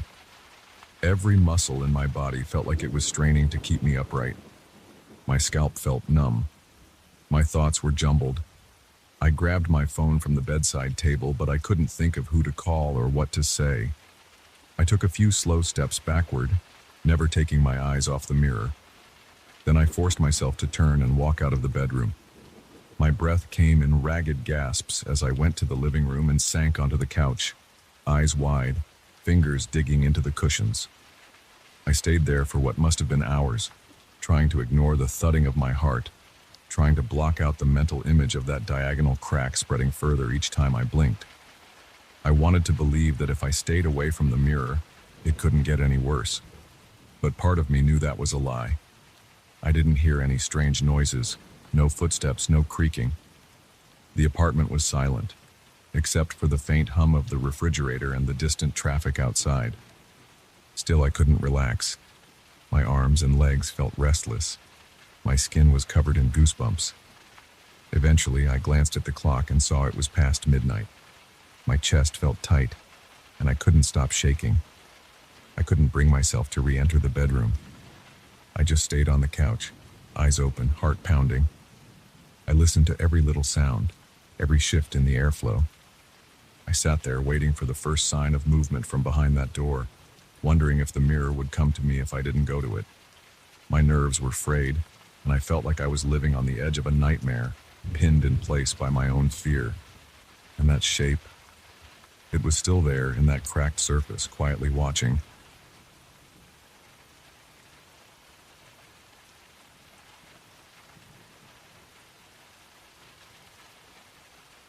I arrived at the abandoned monastery late in the afternoon, right when the sun was dropping behind the distant hills. The place looked rough and cold. I could see large stone walls with missing sections and windows without any glass. The wind pushed through every gap, carrying a steady hiss of air that made my skin crawl. I'd come here to study the old architecture for a personal project, but I knew from the moment I stepped inside the main courtyard that this wouldn't be an ordinary research trip. The silence felt heavy, and my chest tightened the second I passed through the broken wooden gates. I set my backpack down in what appeared to be an old entry hall. The walls were damp and the smell of mildew wrapped around me. Pieces of rubble covered the floor. A few steps away, I saw a wide corridor leading to a series of rooms that might have been dormitories or storage areas in the past. I tried to picture the daily life of the monks who lived here, but I didn't dwell on it for long. I wanted to find a decent spot to spend the night and then start taking notes on the layout in the morning. I found a corner with a half-collapsed bench that seemed sturdy enough to hold my bag and a small lantern. I had a flashlight and some batteries with me, along with a few snacks and a canteen of water. I also carried a small notebook. I didn't plan to stay long enough to need more than that. My plan was simple: walk around during daylight, note the structural details, and return home in 2 or 3 days with enough sketches to satisfy my curiosity. I wasn't interested in any supernatural stories or ghost hunts. I just wanted facts and measurements. Night fell quickly. The clouds above thickened and the temperature dropped. My nose felt numb. I set up a thin sleeping pad and unrolled a sleeping bag on top of a dusty piece of floor that looked level. The wind picked up, rattling loose stones outside. I could hear the faint squeak of an old door hinged down the corridor. I clicked on my flashlight and made a quick scan of the entrance hall. The shadows looked harmless, just shapes of busted furniture and chunks of mortar. But I couldn't shake the feeling that something was watching me. My heart hammered in my chest for no clear reason. At some point, I decided to ignore my nerves and try to sleep. I zipped up the bag, lay on my back, and turned off the flashlight. The darkness pressed on me, and I felt my breathing getting shallow. For a while, I listened to my own heartbeat. Then I heard a whisper. It wasn't the wind. It was a low, raspy voice, and it said my name. I sat upright so fast I felt dizzy. My hands shook as I flicked on the flashlight again. The beam of light moved across the floor and walls, but I saw nothing unusual. My name echoed in my ears, though. It wasn't a dream. Someone, or something, had spoken. I stayed still, waiting for another sound. The silence felt alive. I heard the wind outside, but that was different. This felt closer, like breath on my neck. After several minutes, I convinced myself it might have been a trick of my mind, a random noise that sounded like my name. I forced myself to lie back down, but I didn't close my eyes. I just stared at the ceiling until I finally drifted off. I woke up maybe 2 hours later when I heard something like footsteps on the stone floor. The steps were slow and deliberate, moving in the corridor outside the hall. I unzipped the sleeping bag and rolled onto my knees. My pulse pounded in my head. The footsteps stopped. Everything went silent again. I switched on the flashlight once more and stood up. My legs felt stiff, and my arms trembled a bit. I wanted to see if someone had broken in or if I was imagining things, but I also didn't want to leave the hall. I felt a chill on my neck and the hair on my arms rose. Eventually, I decided I couldn't just stand there. I took my flashlight and walked into the corridor. The air felt colder outside the hall. The walls dripped with moisture. My boots slipped on patches of slime near the edges of the floor. I held the flashlight ahead of me, scanning the darkness. I saw old doors, some intact, some kicked in or rotted away. I poked my head into each room, but they were all empty. The footsteps had disappeared, but the sense of being watched grew stronger with each step I took. I reached a small courtyard in the center of the monastery. The moon broke through the clouds, illuminating broken archways and a dried-up fountain in the middle. I noticed some carvings on the walls around the perimeter. They were faded symbols, chipped away by time. I tried to get closer to make out the shapes, but then I heard a new sound, a faint murmur that echoed above me. It sounded like multiple people whispering at once, their voices overlapping in a steady drone. I aimed my flashlight upward, but I saw only the crumbled roof and the dark sky. The whispers grew louder. I heard my name again, but this time it was followed by unintelligible words. My throat tightened. I held the flashlight with a shaking hand, trying to pinpoint where the voices were coming from. It felt like the walls were doing the talking, the stones vibrating with sound. My stomach turned sour, and I felt sweat on my forehead despite the cold. I wanted to run back to my sleeping area, grab my things and leave. But a part of me couldn't move. Curiosity mixed with fear. My knees felt weak, and my breath became shallow. I forced myself to breathe slowly. I stepped away from the courtyard, back toward the corridor, hoping the voices would vanish. They faded a bit, but I could still sense them, like a low hum behind the walls. I spent the rest of the night sitting against a wall near my gear, holding the flashlight in my lap. Every time I closed my eyes, I thought I heard more footsteps or whispers. My mouth went dry and my heart thudded. By the time morning light peeked through the cracks in the ceiling, I had barely slept. I got up feeling stiff and exhausted. I decided to explore more during the day, thinking sunlight might give me some courage. After eating a quick snack of crackers and water, I walked through the main corridor again. The place looked less intimidating in daylight, but it was still unsettling. The plaster on the walls peeled off in large patches, revealing rough stone underneath. Door frames stood at odd angles. Some corridors ended in collapsed ceilings or blocked passageways. I made notes in my small notebook about the layout and condition of certain rooms. I tried to focus on the architecture, but my mind kept drifting to the voices from the night before. While examining a section of the monastery that looked like a former chapel, I noticed something strange on the walls. There were dark stains in the shape of handprints near one corner. The handprints looked old, almost like they'd been burned into the stone. They were faint, but I could see the outlines. My stomach did a flip, and I felt a sudden compulsion to move away from that spot. I took a few pictures with my phone to document it, then left in a hurry. The entire time, I felt that same presence behind me, hovering just out of sight. Around midday, I found a spiral staircase leading down to what might have been a storage basement. The top steps were cracked, and the passage smelled musty and stale. I thought I might find more architectural details there, so I carefully made my way down. The air grew colder with each step. My flashlight lit up a small chamber at the bottom with shelves along the walls.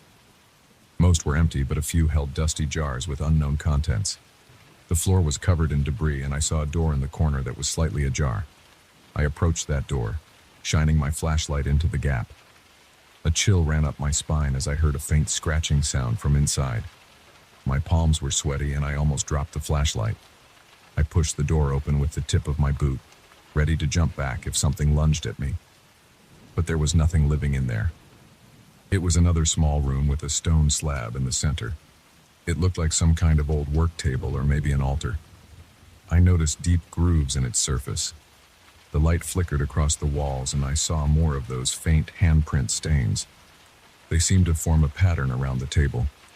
I stepped back, my pulse speeding up. My brain screamed at me to leave. I hurried back up the stairs. The presence followed me. I was sure of it. I could almost feel warm air on the back of my neck. My breathing became ragged, and I couldn't get up those stairs fast enough. At the top, I paused to catch my breath, pressing my hand against the wall to steady myself. That was when I felt a slow, rhythmic vibration coming from within the stones. It felt like a heartbeat. I stepped away, my heart racing. I glanced around, scanning the corridor for movement. Everything was still, but I couldn't shake the feeling that the monastery was alive in some impossible way. I went back to the courtyard to get some fresh air. The midday sun was gone, hidden behind thick clouds. The wind had picked up again, and I saw dark shapes of birds circling above. I felt a sudden urge to leave the entire place, but I also felt drawn to the hidden rooms and corridors I hadn't explored. A part of me wanted answers. Another part of me felt pure dread. I gathered my resolve and walked toward the east wing of the monastery, where I spotted a narrow passage. The walls were closer together there, and the corridor was dim. My flashlight's beam revealed cracked floor tiles and more damp stains. I heard a whisper again, my name repeated in a hushed tone. My chest tightened. I tried to speak, but my voice came out thin and shaky. "Who's there?" I asked, but nothing responded. The whisper continued, growing louder, yet I couldn't identify a source. My arms shook as I advanced. My stomach was in knots. I couldn't stop my mind from racing with questions. Was there someone hiding in the walls? Was my imagination playing tricks on me? I gripped the flashlight so tight my knuckles hurt. I reached a small chamber at the end of the passage, where I found a broken desk, a few rotted chairs, and a window that looked out onto the courtyard. The glass was gone, and I could feel cold air rushing in. Papers littered the floor, most torn or unreadable. I bent down to pick one up. It disintegrated in my fingers, leaving a dark residue. Suddenly, the whispering voices rose to a collective hiss. My ears rang and my vision blurred at the edges. It felt like a giant wave of sound crashed over me. My name repeated over and over, and I struggled to stay on my feet. I backed against the wall and tried to steady my breathing. The voices sounded angry or desperate, but I couldn't tell which. My hands were clammy and my legs felt weak. I slid down to the floor, covering my ears. I shut my eyes, and my heart thumped so hard I worried it might give out. Then, after a few moments that felt longer than they probably were, the voices died down. I opened my eyes and realized the corridor was silent again. My head pounded, and I felt sweat on my temples. I inhaled slowly and stood back up, my muscles sore from tension. I decided I had to leave. There was no more reason to stay. I'd seen enough of the structure to fill a lifetime of nightmares. I made my way back through the corridors, checking over my shoulder every few seconds. I reached the entrance hall where my makeshift sleeping area was set up. I stuffed my gear into my backpack as fast as I could. I felt eyes on me the entire time, but I refused to look around. I didn't want to see anything else. Once I had my pack secured, I rushed toward the exit. Outside, the late afternoon light was fading, but I could still see the rough outline of the bus stop a short distance away, down the winding road. The wind whipped through the overgrown weeds around the monastery's walls, and the entire place looked cold and hollow. My name echoed in my mind, still as clear as when I first heard it called in the middle of the night. I felt exhausted and rattled, but at least I was leaving on my own 2 feet. I didn't look back again after I passed the gate. I just kept my eyes forward, moving as fast as I could without running. My shoulders felt tight with fear, and my stomach churned, but I pushed forward until I reached the spot where I'd first arrived. I sat on a broken bench near the road, breathed in the cool air, and told myself I was safe. I could still sense that presence, lingering somewhere behind those walls, but it wasn't chasing me anymore. It felt contained within the old stone. I had never experienced anything like that before, and I doubted I'd ever fully explain it.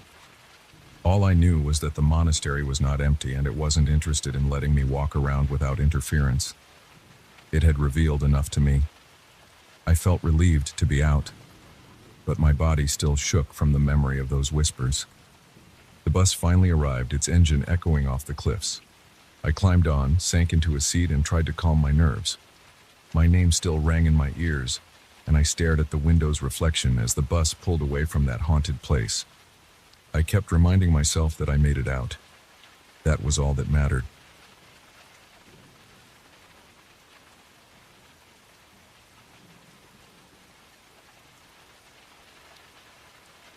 I never liked big crowds, but the auction hall that night was packed with people trying to outbid each other for strange artifacts. I stood near the back, watching the chaos of raised paddles and frantic whispers. I wasn't there to buy anything expensive. I just went because a friend thought I'd find the collection interesting. I saw that mask sitting on a small velvet stand beneath a harsh spotlight. It was a dull, rough piece of clay with bits of faded paint flaking off the edges. I could see thin cracks running across its surface. Something about it made me want to get a closer look. When the auctioneer held it up, he called it a tribal mask of unknown origin. He mentioned it might be from a remote region, possibly used in rituals. That caught my attention. I raised my hand on a whim. Nobody else seemed interested in that moment, so I got it for a price that felt a little too low. I shrugged it off. I just liked its odd appearance. People around me were busy focusing on other items, so I carried the mask away to a table on the side to inspect it under better light. It was heavier than I expected. The clay felt cool under my fingertips, like it had been stored in a damp basement or something. I noticed small holes around the eyes, the nose, and the mouth. Each hole had this uneven shape that suggested it was handmade in a hurry or with crude tools. I rubbed a finger along one of the cracks and felt a tiny ridge. There wasn't any smell at first, just that old clay odor, like the inside of a pottery studio. I wrapped it in some bubble wrap the auction staff provided and took it home. My place is a single-story house in a quiet neighborhood. I set the mask on a shelf in my living room. It didn't look too intimidating there, just a strange souvenir from an impulse buy. The first night I didn't pay much attention to it. The next day, I had to leave early for work, so I let it sit on the shelf. When I came home late that evening, I noticed the mask wasn't where I'd placed it. I remember putting it on the right side of the shelf, next to some old books. Now it was on the left side. I figured I must have been distracted when I put it down, so I moved it back. I tried not to let it bother me. I ordered takeout and ate dinner in front of the TV.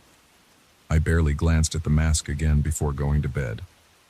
The following morning, I walked into the living room and saw the mask leaning against one of my lamps.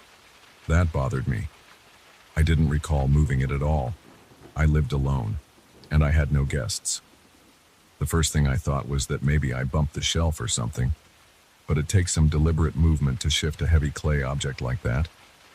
The lamp was about 2 feet away from the shelf, so it was weird.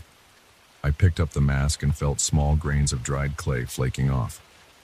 The cracks seemed different, like they had shifted. I ran a thumb over one of them, and I could swear it looked deeper than before. That evening, I placed the mask in a cabinet. I even locked it. I just wanted to keep it in one place so I wouldn't have to worry. Before going to sleep, I double-checked the cabinet. It was locked. The mask was inside, resting on a stack of old towels. I went to bed feeling uneasy, but I tried to push it out of my head. I've read enough weird stories to know how my mind could be playing tricks on me. I woke up in the middle of the night to a faint noise in the hallway. It sounded like a dull thud, followed by soft scraping. I sat up, heart pounding. My bedroom door was closed, but I could hear small sounds coming from the direction of the living room. I stood up quietly and grabbed a flashlight from the nightstand. My hands were shaking a bit, and my chest felt tight.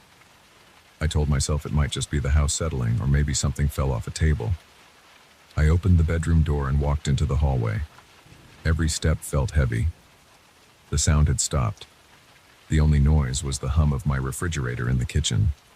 I flicked on the flashlight and aimed it toward the living room. Everything looked normal at first. Then I noticed the cabinet door was open, wide open. I froze. I knew I had locked it. The small lock was still hanging from the latch, but it was unfastened. The mask was on the floor, facing upward, with the eye holes pointing right at me.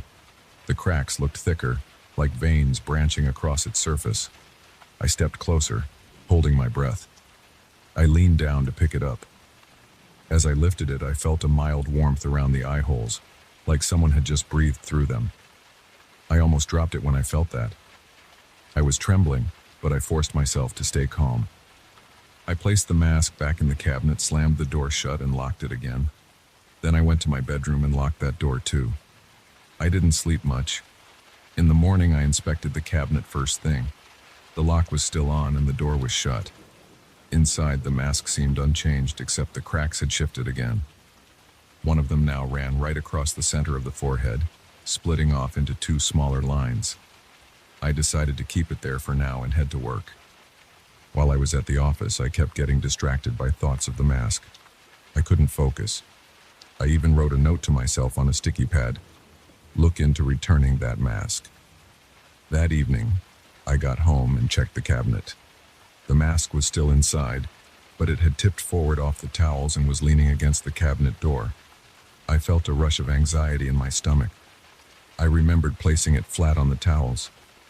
This time I grabbed a camera from my closet and set it up in the living room, facing the cabinet. I wanted to see if anything weird happened overnight. I also stuffed a towel under the cabinet door so it couldn't open easily. Then I went about my usual routine, eating, watching TV, trying to relax. I barely slept again. I was worried about hearing more of those noises. My mind kept going back to that warm sensation coming from the eye holes. No matter how much I tossed and turned, I couldn't shake that memory. It felt too real. In the morning, I checked the camera. It had shut off around 3 a.m. because the battery died, which was odd. I thought I had charged it fully. I looked at the footage up to that point and saw nothing. The cabinet stayed closed. There was no motion in the room. It was just hours of me dozing on the couch before I dragged myself to bed. But when I opened the cabinet, the mask was flipped upside down, resting on the towels. The cracks had shifted yet again.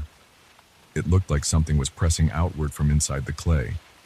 I felt a creeping sensation on my arms, like chills. I pressed a hand to the mask's surface. It felt room temperature this time, but that didn't comfort me. I realized I was seriously disturbed. I didn't want that thing in my house anymore. I tried contacting the auction house. They said all sales were final and they couldn't take it back. I asked about the previous owner, but the staff didn't have any records beyond a brief note that it came from a private collection. I hung up, frustrated, and started looking online for any local museum or anthropology expert who might want it. I figured if it was valuable, maybe someone would buy it off me. I found a small museum in a nearby town that specialized in indigenous art. I wrote them an email with a few pictures explaining I wanted to donate or sell the mask. While waiting for a reply, I decided to wrap the mask in thick cloth and keep it out of sight. I put it in my garage on a high shelf. I locked the garage door from the inside. Then I locked the door leading into the house. I felt a little better, hoping that maybe the distance would help me sleep. That night I jolted awake around 2 a.m. with a strange sensation in my chest. My heart was racing and I was covered in a light sweat. I lay there listening for any noise. I could faintly hear something from the garage.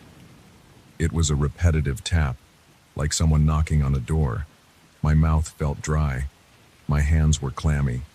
I grabbed my phone and used its flashlight, creeping out of my bedroom. I unlatched the door to the garage, pushing it open slowly. The tapping stopped. I flicked on the garage light and scanned the shelves. Everything was in place except for one thing. The cloth I had wrapped around the mask was on the floor near the workbench. It looked undone, like it had been pulled apart. The mask was upright on the shelf, angled forward. Its eye holes pointed straight at me again. I walked up to it, swallowing hard. I touched the clay. It felt gritty. I didn't feel warmth this time, but my pulse was thudding in my ears. I stood there trying to figure out what to do. I thought about grabbing a hammer and smashing it, but I couldn't bring myself to do it. I worried something worse might happen if I destroyed it. Maybe that was just superstition, but it froze me in place. I rewrapped the mask, and this time I used a thick cord to tie the cloth around it. Then I sealed it inside a large plastic container with a lid. I didn't hear anything else the rest of the night, but I didn't sleep well either. In the morning I emailed the museum again, hoping they'd reply. I left for work, trying to distract myself. When I got home, I found the plastic container in the same spot. The lid was on. The garage was silent. I felt a small sense of relief. I went to the kitchen to cook something simple. I still felt on edge, but I convinced myself maybe it was all some kind of bizarre coincidence, or maybe I was half asleep during those incidents. Later, while I was doing the dishes, I heard a muffled thump from the garage. My heart kicked up again. I wiped my hands and walked over, turning the doorknob slowly. The container was tipped on its side, and the lid lay a few feet away. The mask was on the floor. It had fresh cracks that zigzagged across its cheeks. I noticed a faint hiss of air coming from the eye holes. It was like a soft breath, in and out, in and out. My arms felt weak, and my scalp tingled. I backed up a few steps. I don't think I've ever felt that level of discomfort before. My mind was screaming that something impossible was happening, but I could see it. I could hear that quiet exhale, or whatever it was. I forced myself to grab the mask and rush it into the house.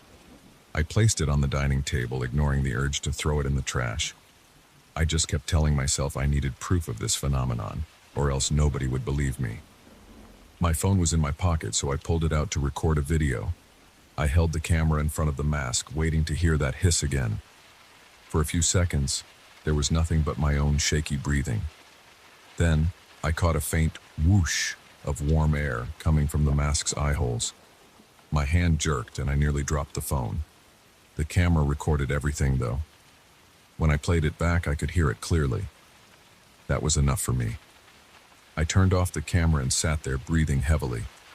Right then, my phone buzzed with an email notification. It was from the museum. The message was short. They said they weren't interested in acquiring items that didn't have proper documentation. They also said they couldn't confirm authenticity from the photos alone. I felt a knot form in my stomach. I realized I was stuck with this thing. I placed it back on the table, thinking about my options. I didn't want to bury it in the backyard or toss it in a dumpster because that wouldn't solve my problem if it somehow found its way back. For the next few days, I tried different ways to secure the mask. I tried a locked metal box. I tried storing it at a friend's storage unit while he was out of town, telling him I just needed a spot for an old piece of junk. But each time I found the mask in a new place. Sometimes I found it on my desk, sometimes on my couch. One morning I woke up to see it perched on the counter, staring in my direction. I noticed I was losing weight and had dark circles under my eyes. I wasn't sleeping and I could barely eat. Every time I turned a corner in my own home, I half expected to see the mask waiting there. I eventually gave up trying to lock it away.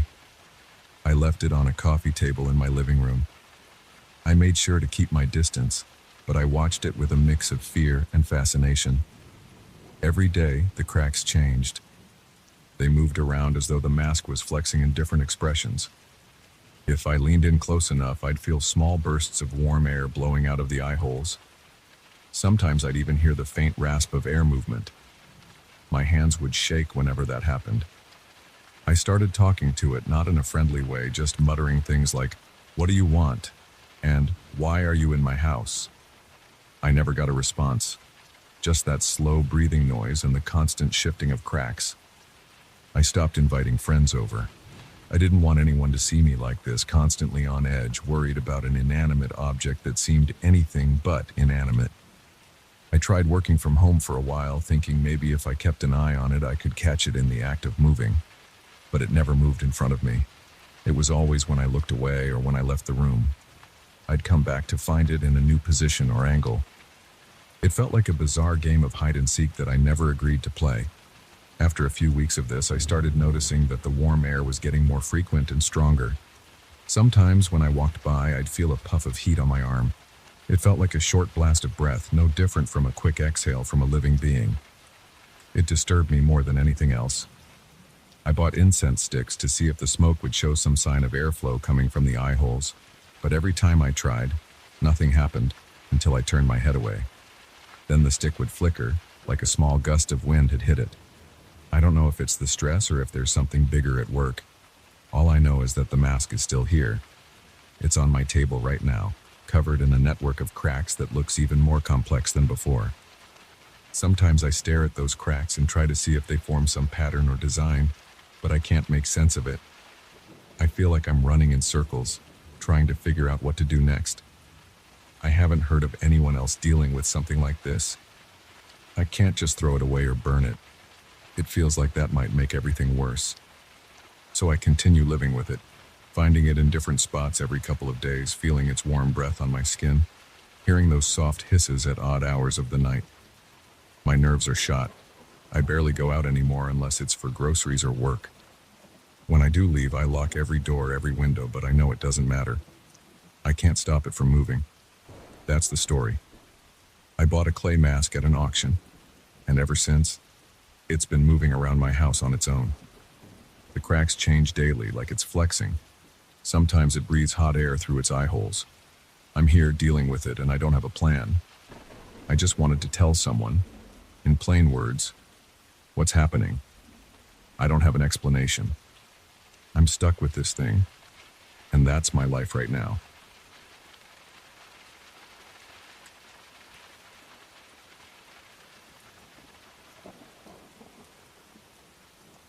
I slammed the car door and felt a rush of cold air against my face. The house stood at the end of a gravel driveway, surrounded by empty fields. Its windows looked blank, and the paint on the siding had started to peel. I remember thinking it felt lonely, but I also liked the isolation. I needed that silence to work on my new music. I'd rented this place because it had a lot of empty rooms. I didn't plan on bringing much furniture. I just wanted enough space and time to focus on my compositions. I didn't expect to find anything inside besides dust and creaking floorboards. I definitely didn't expect an old piano in the living room. When I first walked in, I smelled something stale, like old curtains. I carried my suitcase and a couple of boxes into the front hall. The floors creaked under my shoes. I was already a bit on edge because everything felt too still. Then I saw the piano. It was large, with dark wood. Its lid was shut and there was no brand name anywhere. The bench was missing and there were no marks on the wood to show who made it. I opened the lid out of curiosity. The keys looked dull, like they'd gone uncleaned for years. My first thought was to try playing a quick scale, but I didn't. I was more focused on bringing in my gear. I went to the car, unloaded my small keyboard, my laptop, and a duffel bag with clothes. I placed everything in the room next to the living area, which had the best light during the day. Then I walked around the house to get a feel for it. The kitchen had a single table and chair, both old and squeaky. The fridge worked, but it made a loud hum. The bathroom smelled like mildew, so I opened a window. I noticed the windows got stuck easily, so I pushed hard to let in some fresh air. After that, I set up my keyboard and started messing around with chord progressions. My plan was to work deep into the night. Around sunset, I got hungry. I realized I only had some canned food and instant noodles. I boiled water, ate quickly, and made a mental note to go grocery shopping the next day. I heard some noises outside once it got dark. Wind in the trees, maybe a couple of animals moving around. The property didn't have any streetlights, so every noise felt louder. Around 11, I decided to go to bed. I set an alarm for 7 in the morning, hoping to get a solid start on my writing and composing. I was half asleep when I heard a soft series of piano chords. I froze. My body tensed. I sat up and listened. It wasn't a single note. It was a sequence of 4 or 5 chords, then a brief pause, then the same sequence again. It sounded gentle, not violent or random. My heart pounded. I told myself it could be the wind or some old mechanism inside the piano. But the chords sounded too clear for that. I got up, grabbed my phone, and walked into the living room. The lights were off, so I reached for the switch. The overhead light flickered, and I saw the piano lid was raised. I had left it shut earlier. No doubt about that. Now it stood open. I walked over and reached out to close it again. The old hinge squeaked as I pushed the lid down. I touched the keys. I tried to press one lightly, but it didn't move. It felt stuck, like it was locked in place. I pressed harder, but none of the keys would budge. I whispered something to myself about how weird this was. I flipped the lid open again to see if there was something jammed under the keys, but the inside looked normal. I'm not a professional piano technician, but I've seen enough instruments to know when something is physically blocking the keys. It didn't look blocked. It just felt dead. I checked every room, every corner to see if anyone could be inside, hiding or playing a prank. The house was empty. I checked doors and windows, making sure they were locked. Then I went back to bed, but my mind raced. I kept wondering if I had really heard chords or if I'd been dreaming. My heart finally slowed down after about an hour. I fell asleep sometime after 2 in the morning. The next day, I woke up feeling tired. My head hurt, and I didn't feel like doing much. I forced myself to make coffee. I stood in the kitchen sipping from a chipped mug, staring out the window. The fields outside were damp from overnight rain. I started to question if I'd just imagined everything. Sometimes, when I'm tired, my mind plays tricks. But then I walked into the living room to check the piano. The lid was open again. I was certain I'd closed it before going back to bed. Something about that made my stomach clench. I decided to test the keys in daylight, see if they would press down. I tried them one by one. They were all stuck. I pushed hard, but they felt rigid, like they'd been sealed in place.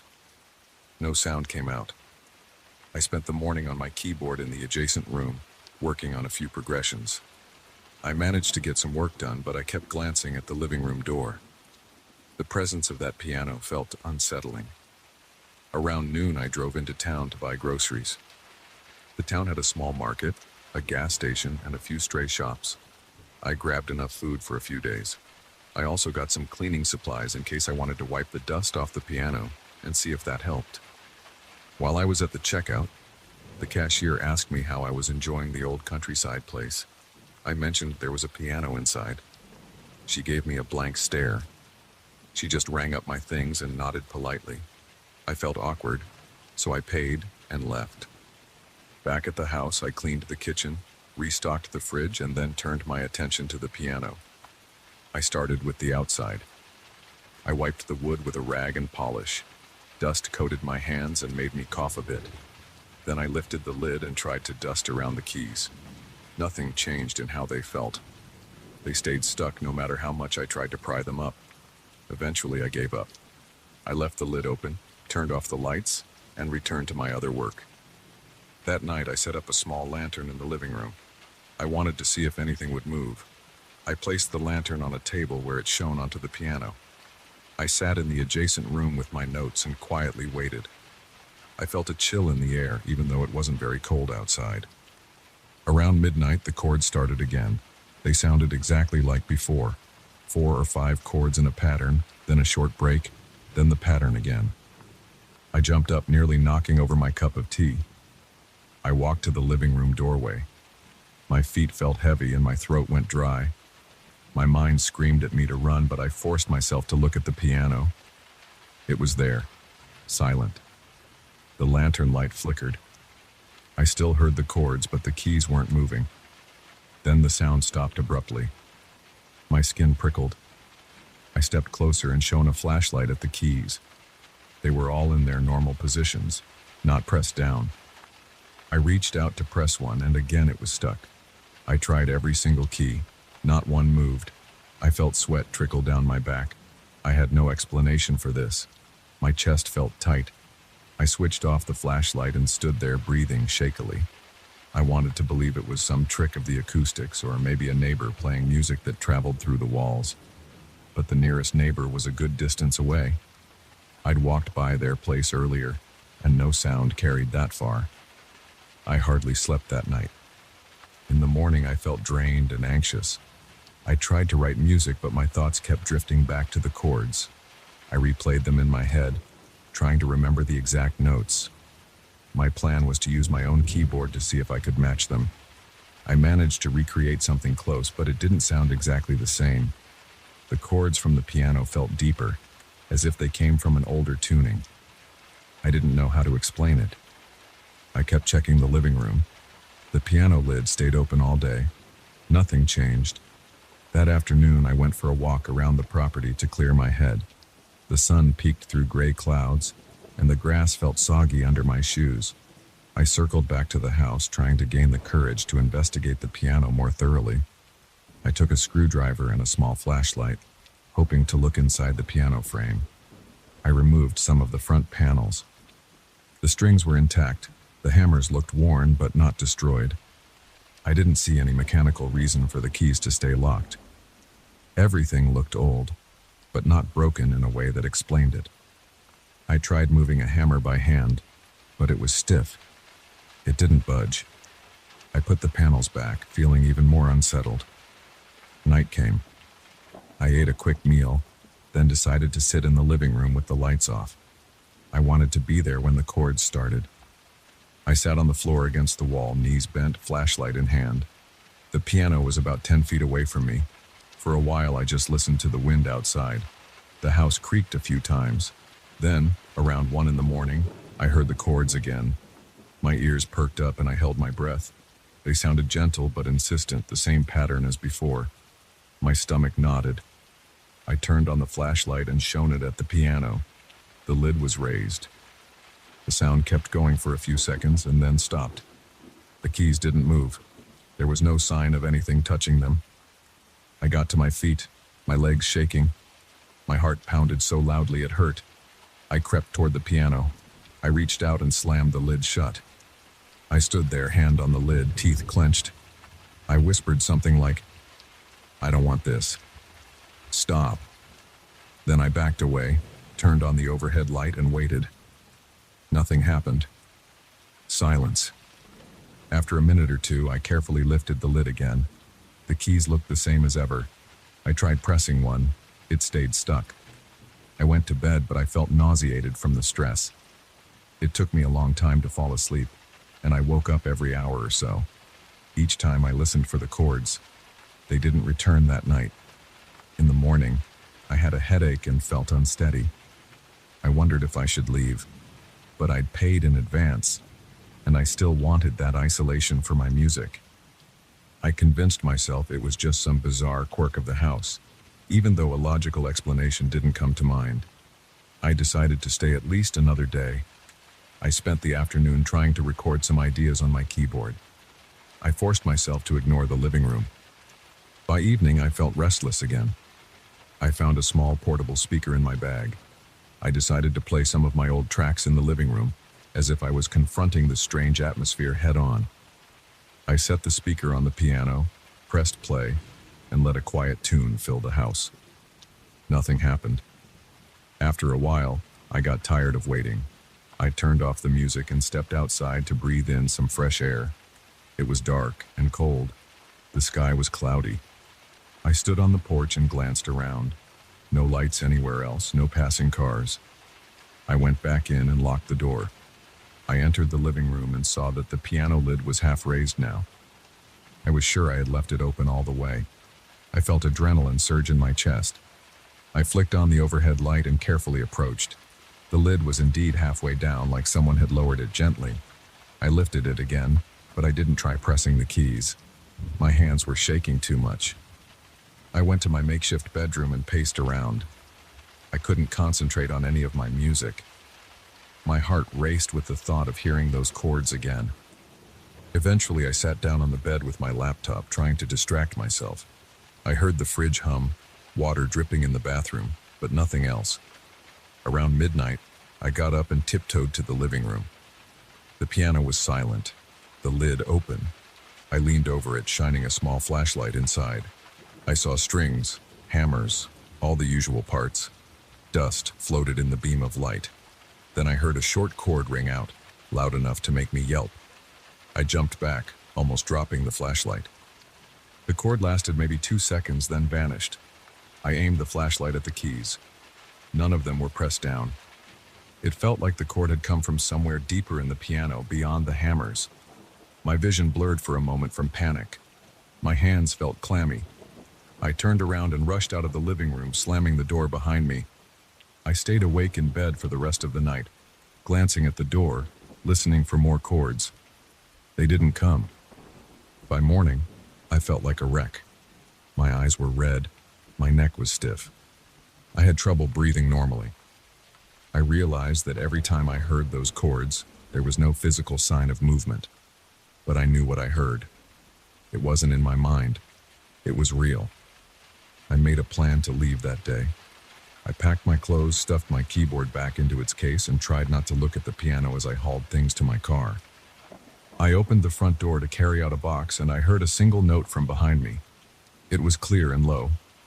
My chest felt tight, and I started breathing hard. I dropped the box and ran outside. I stood by my car, looking back at the house. Everything was quiet again. The morning light felt too bright, and I couldn't stop shaking. I wanted to get in the car and drive away, but I had to grab the rest of my stuff. I forced myself to go back in and collect my laptop bag. I didn't hear any more notes. The piano looked the same, lid partially open. I threw the bag in the passenger seat and started the engine. I didn't look back. I drove down the gravel driveway, feeling like I was escaping something I couldn't understand. My heart was thudding the entire ride. I didn't relax until I reached the highway and saw other cars. That night, I checked into a cheap motel. The bed was lumpy, but I slept better than I had in days. I never heard those chords again. I never found out where they came from.